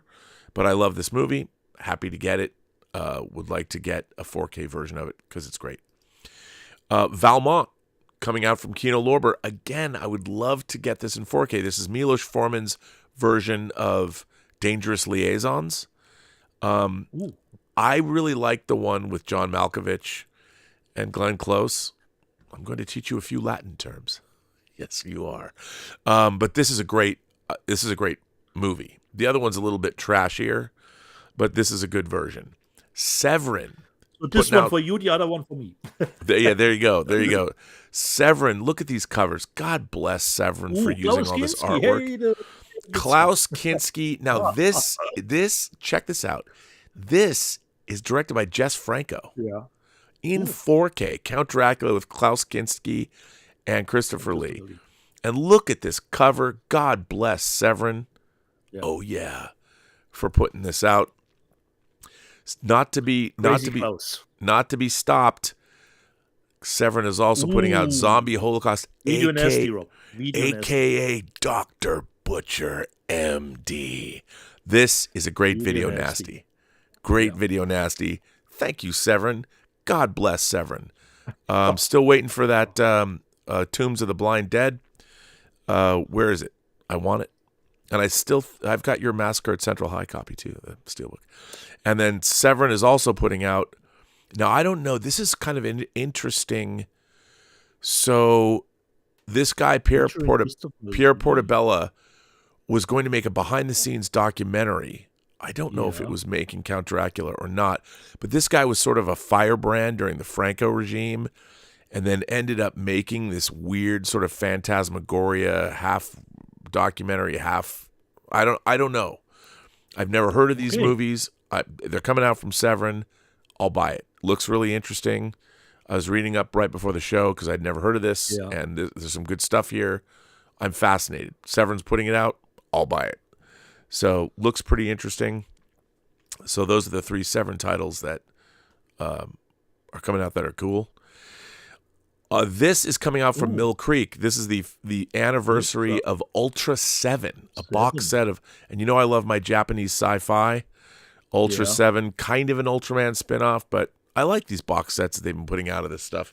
I don't know how much of it I watch. You know, I'll buy the box sets and then I'll watch a few episodes. It's not exactly made for, there's the philosophical underpinnings of the Ultraman, Ultra 7, Ultra anything franchise, Kamen Rider, all the Japanese sci-fi of the 60s. It might not be that deep, but it's fun if you like it. It's coming out. Okay. So then we've got, now this is what I like to call the Sammy Hagar version of the Avengers. This is the Van Hagar version of the Avengers. Now, this is the Avengers, of course, the Avengers TV series. Now, Diana Rigg, the sexy Mrs. Peel, left the Avengers. And she was replaced by Tara King, that was played by Linda Thorson. And she relied less on judo and more on feminine guile to dispatch her assailants. So this is coming out from Imprint, which is pretty cool that they're releasing this. So, you know, whatever your flavor of Avengers is, I thought that Imprint putting this out is pretty cool. And then this is new to us, but there's going to be a steelbook for Psycho Gorman coming out domestically. I mean, this movie's a hoot, you know, if you enjoy it. And then, of course, we have, I knew this was coming out, but Ghost Dog, The Way of the Samurai is coming out from Studio Canal. You can already get this in Germany as a 4K. Jim Jarmusch's movie with Forrest Whitaker. And then Lionsgate, we've seen both the Umbrella version, and I think, I don't know if A24 is actually putting out a version of this on disc. You can buy The Hand from A24, but Talk to Me is coming out as a 4K from Lionsgate. Let's just talk about it, Rob, because I've seen it this week. And for me, Rob, this is, at the moment, for me, the best horror movie of the year. And it will be probably even in a regular top 10, considering best movies of the year. Totally loved it, Rob. Totally loved it. So, Chris Duckman, the ball is in your court now, considering YouTubers did Talk to Me. So, it's up to you now to catch up to them. Rob, have you seen it? Talk to Me. Yes. I loved it too. I thought it was great. For me, it was great, Rob, because it combined everything. Because normally you have the ghost stuff, the scary ones. Yeah. Then you have Terrifier, the bloody ones. But for me, Talk to Me has everything. It has, and it was really clever. I mean, I like that it's mythology. It stayed true to its mythology, and I really liked it. It was really effective. And well, like you said, I like the fact that these guys cut their teeth on YouTube. They were out because, it's funny. There was somebody who wrote me a letter about being a filmmaker, and to me, if you're a filmmaker, you make films. Like all the people are Guillermo del Toro, Coppola. There's a lot of people lately. You can see videos where they're saying, if you want to be a filmmaker, go out and make films. Like you have if you have a idea, go out and shoot it. Like it's really funny. I was watching Something in the Dirt, and I love Benson and Moorhead. I love Resolution. I love Endless. I love Spring. I liked Synchronic, but when it ended, I thought that was where the movie should have really kind of began. Yeah. But Synchronic had a really great feeling to it. I really liked it. But Something in the Dirt might be, like you said, little disappointing to me. Yeah. But it made me watch Coherence again. I don't know why. And I love Coherence. And again, Coherence was made by a guy, that's the only movie he directed. He hasn't directed again. And I understand he's probably had a hard time. But Coherence was basically made in one dude's living room. And while I was watching Coherence, because I haven't directed in 25 years, I got an idea for a movie. Kind of a cross between Coherence and what Benson and Moorhead do.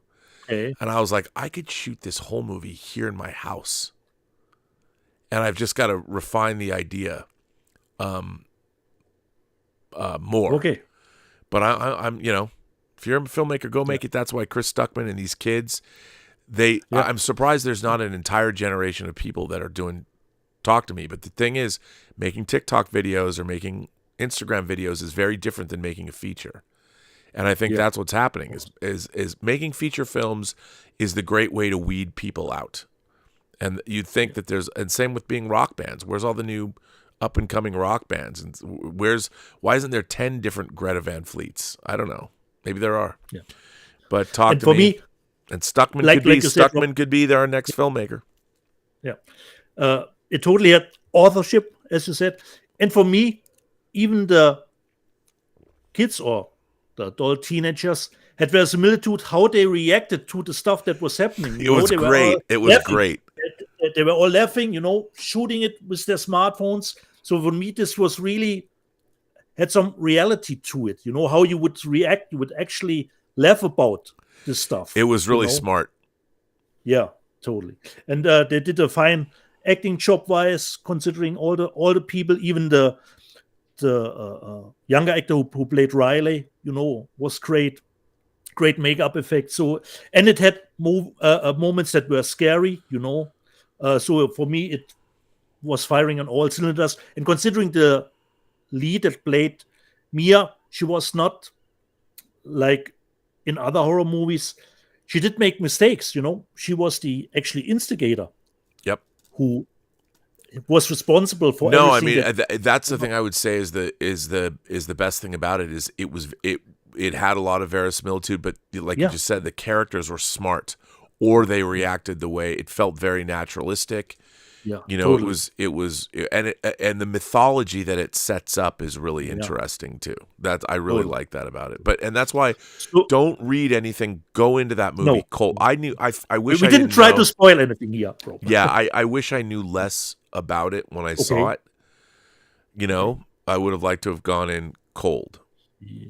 So you did know how it would turn out? No, I didn't know. Okay. I didn't know that. Okay. But just kind of more like what to expect. When I went in, I was like, okay, I kind of knew what it... No, I did not know how it was going to turn out. Nice. Don't say anything. So, Rob, how big are the chances for the sequel, considering? Oh, I think they've already greenlit it. I'm sure they're... Oh, okay. I'm sure it's being made. Yeah. So, and then I remember Rob did show that edition with the hand. No, will not get that ceramic hand. You're not going to do it? I want to have it. I want everyone to shake the ceramic hand when they walk into the media room. Hello. Another thing that's coming out. They left enough mystery with it. Yes, they did. Yeah. So I was really blown away. For me, it totally lived up to the hype that it got. Yep. Yeah. Black Hawk Down. 4K Black Hawk Down, both versions of the movie. I hope the special features there. I would say as I look at this, where's Kingdom of Heaven? I would love Ridley Scott's long version of Kingdom of Heaven. Where is it? I don't know. No idea. Now we get into sales figures, bruh. So here we have, these are the top 20 sellers for the week. These are overall top 20 sellers for the week. Of course, Spider-Man Across the Spider-Verse, The Flash, Star Trek Picard, Season 3, Fast X, Guardians of the Galaxy, No Hard Feelings, John Wick Chapter 4, the Spider-Man Spider-Verse 2 movie collection, and the Super Mario Brothers movie, and Sleepy Hollow, that 4K back in. So a lot of people are buying that. That is, none of those are surprising at all. It's the only old movie that was on the list. Yeah. On the first. Yeah. And then you look at the Blu-ray discs, Spider-Man Across the Spider-Verse, The Flash, Star Trek Picard, Fast X, Sleepy Hollow, Spider-Verse 2 movie collection, Guardians of the Galaxy, John Wick, the Super Mario Brothers movie, and No Hard Feelings, almost the same list. And then the top-selling 4K discs, again, Spider-Man Across the Spider-Verse, Sleepy Hollow, and I think Sleepy Hollow only came out in 4K. Or no, it must have. It contains the 4K and the Blu-ray, Rob, so but I don't know if the Blu-ray comes from the new master. Or so it did, it must have, because they put it out new too. So it's the same. So it did come out in Blu-ray, so it's the same thing. And then on 4K, the Criterion Princess Bride, which I've heard has had some problems. This is Criterion. Okay. I have the one you got me, Princess Bride in 4K quite some time ago, which is great. So, but I'd like to get the Criterion version and get Guardians of the Galaxy, Fast X, John Wick 4, Matilda, and look at this, Night of the Comet, number 9. Ooh. Super Mario Brothers, Night of the Comet. I don't know if you've seen Night of the Comet. I saw Night of the Comet in the theater with Adam Carl when I was in high school. I love Night of the Comet. It's a lot of fun, kind of a different take on it. It's both a kind of a zombie movie and it's an end of the world movie. Yeah. And it's a lot of fun. And Kelly Maroney's in it. Nice to see it on the list. Yep. So there you go. That's all the news that I thought was fit to print. Yeah. And one last movie I saw digitally, Rob. I finally watched The Pope's Exorcist. Sorry. What'd you think? Nice one. It's more like an action version of the usual Exorcist cliches. So I'm contemplating buying, not buying. I haven't made up my mind yet. What I have done differently, I don't know if you have seen the movie, Rob. I would just have used, or perhaps this was made the original Grade 2. The voice of the young person that gets possessed didn't fit for me at all. You know, it had too much new, sounded too much new or ADR like. Oh. So I would have loved if they just let the young kid use his own voice and just tweak it a little, but not do it completely new. So at that point, it had some unintentionally comedic moments, I would say. It's not bad, but I had to deduct some points considering the ending. They already want this to make a franchise, but I looked it up, Rob, and it was financially successful. The movie did only cost 20 million, and it made around 75. I watched it. I agree with you. I liked it. I thought it was fun. I thought it was well made. I loved Russell Crowe in the role, even though I had a hard time. Had fun. It was the role. He was having a great time, but there was a little Zeus in there from Love and Thunder. Which is okay, I guess. Like I said, unintentionally a little bit comedic here and there, and I don't know how you can you get in a testament an epi for yourself. So okay, that's a good question. But yeah, it's interesting. What can you do? I don't know. So totally watchable. It's totally a popcorn movie. Totally a popcorn movie. Oh yeah. But nothing more. Yes. By the way, so we've got more super chats and more tips coming in. Okay. Lieutenant Commander Salinga sends in a tip and says, just popping in for the info that Frasier got the Blu-ray treatment. I found out by accident and bought it. 200 euros. Like TNG, redone using the original film. So when DS9 and Voyager will come out on Blu-ray too, Rob, what do your sources say? And then there's a little laughing. Okay, I get asked this question a lot. I was interviewed once by Trek News, and it's a pretty extensive interview about whether Voyager or Deep Space Nine will come out on Blu-ray or HD or whatever. It took 4 years and a team of 30 people working full-time to convert all 178 episodes of Next Generation to HD, and it was finished in 2K. It will take longer for Deep Space Nine and Voyager. And to do it correctly, you have to do exactly what you did with Next Generation, which is go into the negative. You basically have to take each episode through post-production again. Post-production finishing. You've got to, and what's really hard is you have to put all the negative together, scan it all, and with a lot of the effect shots, you have sometimes 10 layers of negative that have to be, some of them are shrunk. That part is very painful, and somebody has to go through and look and find all the negative pieces. And then with Deep Space Nine, later on in the seasons, they used CG. That CG then has to either be, if they have the original files, some people do, a lot of them, some people said that some of the files are gone. They have to go back and recreate the whole thing if you wanted to keep it as close to the original. Voyager has even more visual effects. So they all have to be redone and up-resed and cleaned up. Mojo, Academy Award or Emmy Award winning visual effects artist, you saw some of that in the Deep Space Nine documentary, What You Leave Behind, from Sacrifice of Angels from Deep Space Nine. So it would take 8 years to do both series. You could do them concurrently, you just need more people. So you need an entire post-production team of about 60 people to do Voyager and to do Deep Space Nine correctly. Now everybody's, and I hate this, everyone's like, well, just use deep learning AI to up-res no. Don't do that. Don't go back to the original negative, because what you're doing is you're up-resing, you're extrapolating on if you're not going back to the negative, you're and it's all NTSC and you're going off of the videotapes, the material that you have to extrapolate from, unless you have a really, really, really, really, really smart AI, you're never going to get the proper color, you're never going to get the proper detail. So you should do it correctly. Now, when Next Generation was being done, they had 3 different entities. You had like home video paying for it, you had television syndication, and you had like international. 3 different entities footing the bill. And they didn't sell very well. They didn't sell as much as they had hoped because most people didn't understand, well, why should I buy these discs? Well, because they're 6 times the resolution. Next Generation was posted on videotape. So these are 6 times better. They look better than anything you've ever seen. But again, we don't understand these things in America. So even Star Trek fans, like, it's streaming everywhere. Why would I spend?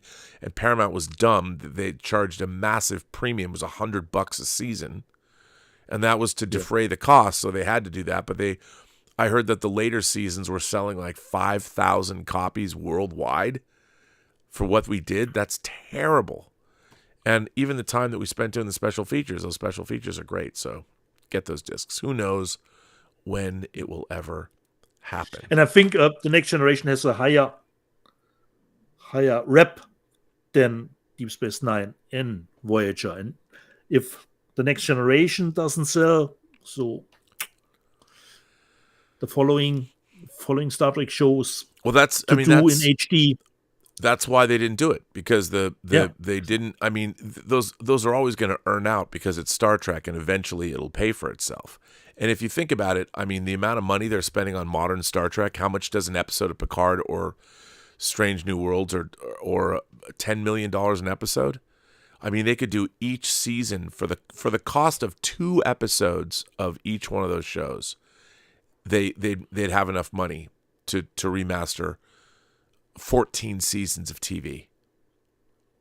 So, and they should do it, but you'd need the team in place, and you'd have to, I mean, it's a daunting task, and who wants to work for 4 years remastering Star Trek? The people that were at CBS Digital, all the people that we got to know, were fanatics. They were amazing about what they did. So, Lieutenant Commander Salinga, who knows? But anything's possible. Anything's possible. This is a cool name. Demetrios Patsieris. Demetrios Patsieris. Nice. Did I get that right? That is a great name. That sounds like a Bond villain. Demetrios. There you go. Patsieris. You already have your new Bond. I love that name. Well, there was already a villain named Demetrios. But so that's a great. I love that name. So asks, love the show. Why am I having difficulty finding a complete list of all the Let's Get Physical Media episodes on the Burnettwork? Well, I'll tell you why. Until you just asked this question, our playlist was private. So I just made it public. So you should still be able. And by the way, Demetrios sent in a $20 chat. Thank you for that. Until you asked this question, I had no idea. And now it makes me sad that all the people that want to go delve into our history have not been able to because the entire playlist was private. I'm deeply saddened by this, Dieter. So for all of you who just miss us during the week, you can go back and watch all the previous 100 and some odd episodes of this show and all the special features. So you go back and you can see. They're always only 20 minutes long. You can see how young Dieter went from being a newbie, a YouTube newbie who had no personality at all, to being the man that you love today. Look at the journey that Dieter Bastian has taken, documented for all to see. Already put his Trash Panda stamp with the first episode. It's true, man. And the wit and the verve that you bring to the internet is unparalleled. You do a fine job, sir, and I'm happy to be streaming with you. And you were always good on the internet. I'm just kidding. But we didn't know each other. No.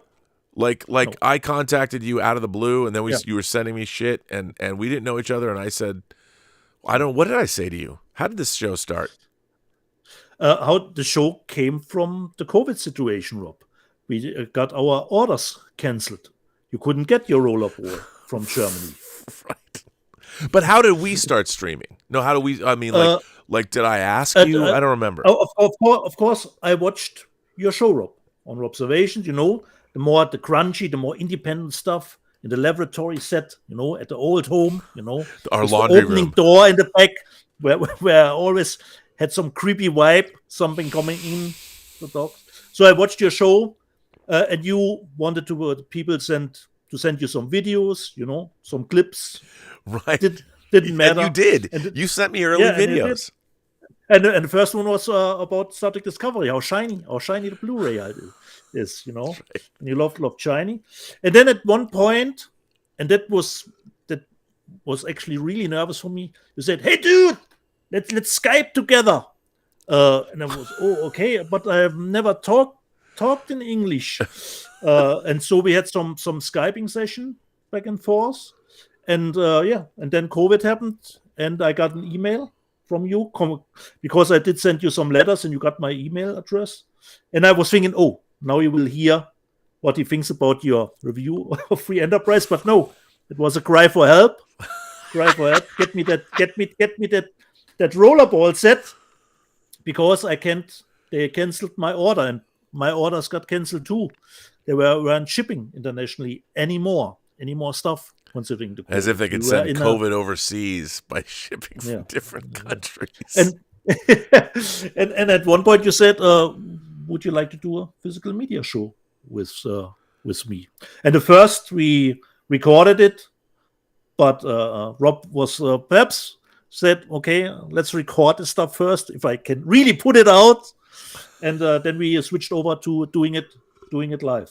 And it's considering recording it and Rob edited it, is of course it is more work than just doing it live. A lot more work. Speaking of editing, I want to bring everyone's attention. If you've never watched Let's Get Physical Media, what am I saying?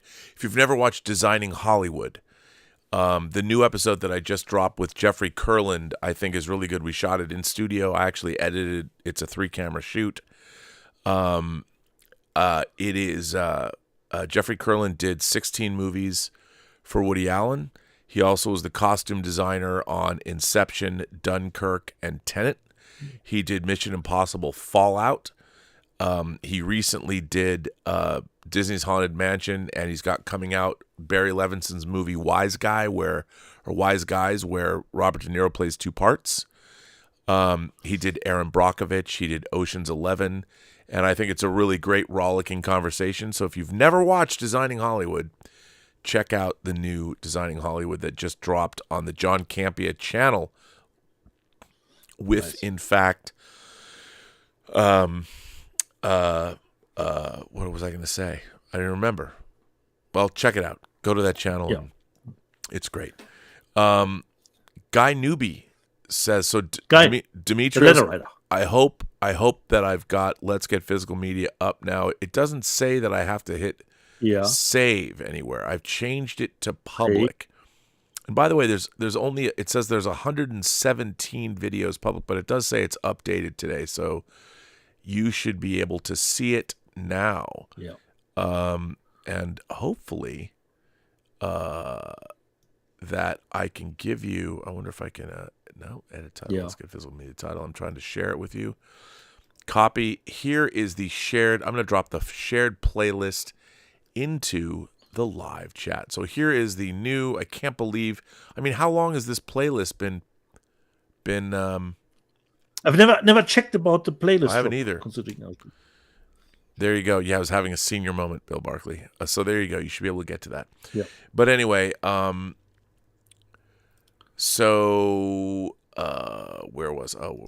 go. So Guy Newby.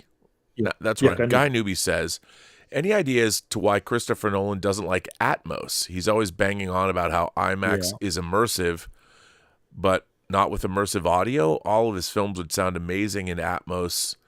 DTX-X, I don't understand. I don't either.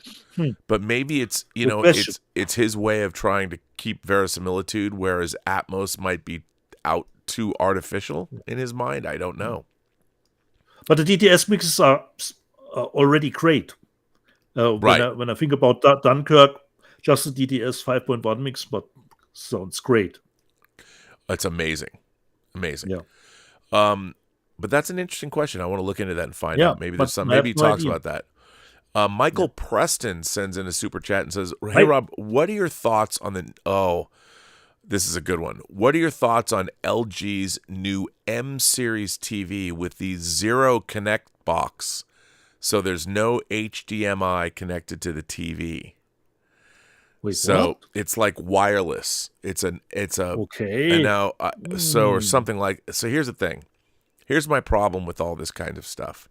And I understand people don't like, wires are so 20th century. First of all, because I don't have one and I haven't read specs on it, I would just say that if you're watching a 4K disc, I want to make sure that you have a connection, because otherwise you're not getting, the information is not being conveyed as fast as it could be. That would be my only thing. And I know they want to see, again, what's really interesting about that is if it becomes the norm, and what you're supposed to have some kind of connectivity, Bluetooth connectivity, and that's how you're going to broadcast. I don't like that. I think that that's yet another probably, and again, you're just asking me this. I have not delved into this enough, so I don't have an edge. Normally I would go read a bunch of articles before I answer this question, but I would imagine, just off the top of my head, that this doesn't bode well, again, for physical media, because physical media works best when it's connected directly to whether it's your amplifier, whether you're connected via HDMI or optical cable, or whether it's HDMI to your TV or whatever. If we move away from that, we're, again, moving away from how physical media works, which is inevitable.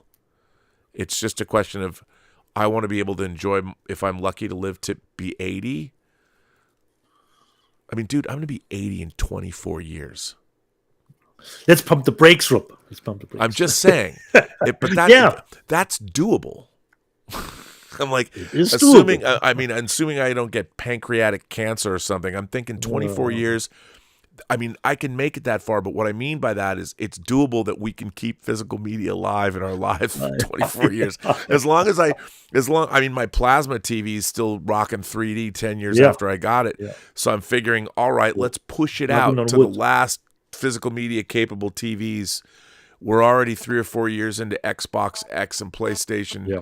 PlayStation 5, they were going to give you 10 years. So let's face it, the end of the 2020s is going to be the end of physical media. So I'm just assuming I'm kicking it, I'm leaving the mortal coil at 80. I might be frothing at the mouth and not remember who I am, so I wouldn't matter anyway. But if I can make it 24 years, that's what I'm talking about. Would be nice. Then I'll leave it up to everyone else. One day at a time, Rob. One day at a time. That's how I feel about it. So I don't like the Zero Connect box. Now I got to look into the no H. Yeah. I mean, if I got a sounds TV, strange to me. Zero Connect box with no HDMI. Yeah. If I bought that right now, if somebody said, Rob, here's an 83-inch LG OLED, it just doesn't have an HDMI connection. I'm like, what good is this to me? How am I gonna play my 4K discs? Yep. I mean, and I don't like the fact that the reason I bought the plasma TV I have still. The last would always had a feeling that I'm missing something. I mean, I bought it because it was the last Panasonic, and I loved Panasonic plasmas that were made. And then if you saw the ones that were left doubled in price. The 65-inch Panasonic plasmas doubled in price because you couldn't get them anymore, and they used Pioneer's Kuro technology. Those blacks are beautiful. But anyway, that is the end. We're at the end of Super Chats and Tips. Thank you, everybody. You can send more if you want. But otherwise, we're going to close this show out. If anyone has a final banger of a question. Yeah. So what do you think, buddy? It was a good show. You have an early you have to go to work tomorrow. I have early shift tomorrow, so I'm lucky that we kept it under 3 hours. And I always will say, jede Person, die du triffst, hat eine Geschichte zu erzählen, die du noch zu hören hast. Alles, was du tun musst, ist zuhören. Every person you meet has a story to tell that you have yet to hear, and all you have to do is listen. And we want to thank everybody for generously supporting this channel via Super Chats and Tips. I want to thank my moderating staff. I want to thank Lord Toth, who's here. And I also want to thank, of course, the ever-present, always working, kind soul, Tom Jr. Jackson, for being one of the great moderators of all time. So thank you for that. And I want to thank all of you. We will be back with more discs, more quips, more insight into the world of physical media. And now, of course, if you want to watch all of the Let's Get Physical Media episodes, finally, you can go back and see them. They're all, you watch that playlist. I mean, if you put it on, theoretically, it's 117 episodes. Ooh. I mean, that would last you, because it's like 2 days. So let's double that. That's like, you could have Let's Get Physical Media on 24 hours a day, and it would last you a couple weeks, maybe. Certainly. I mean, hey. So one show at a time. It's true. One show at a time, or just leave the playlist on. Yeah. But it would be nice at some point to go back to see what we have shown at that. Well, that's you know what. I'll leave that up to our friend in New Zealand to go back and find out. A list of everything that would be. Well, you could theoretically you could go back to your Amazon order lists and all the receipts you've got in your email. That would be really. I don't know if that would take a lot of work, but it would be really interesting to go back and see. What would be even worse is to calculate how much we spent. We don't do that here, Rob. For me, it's we don't do that. You can write it all off, but you know. And on that note, I think it's time we said goodnight and goodbye. And this afternoon, there will be another Robservations later today. Oh, and King Tanix, the Otaku Experience, is going to drop at 3 o'clock today. 3 o'clock. Nice. And King Tanix, the Otaku Experience. Great show. Episode 32 of his show. If you want to know about this week's anime news, including the renewal of One Piece for Season 2, watch King Tanix, the Otaku Experience, because you can see it at 3 o'clock today on this channel. All right, everyone. See you next week. Have a better afternoon.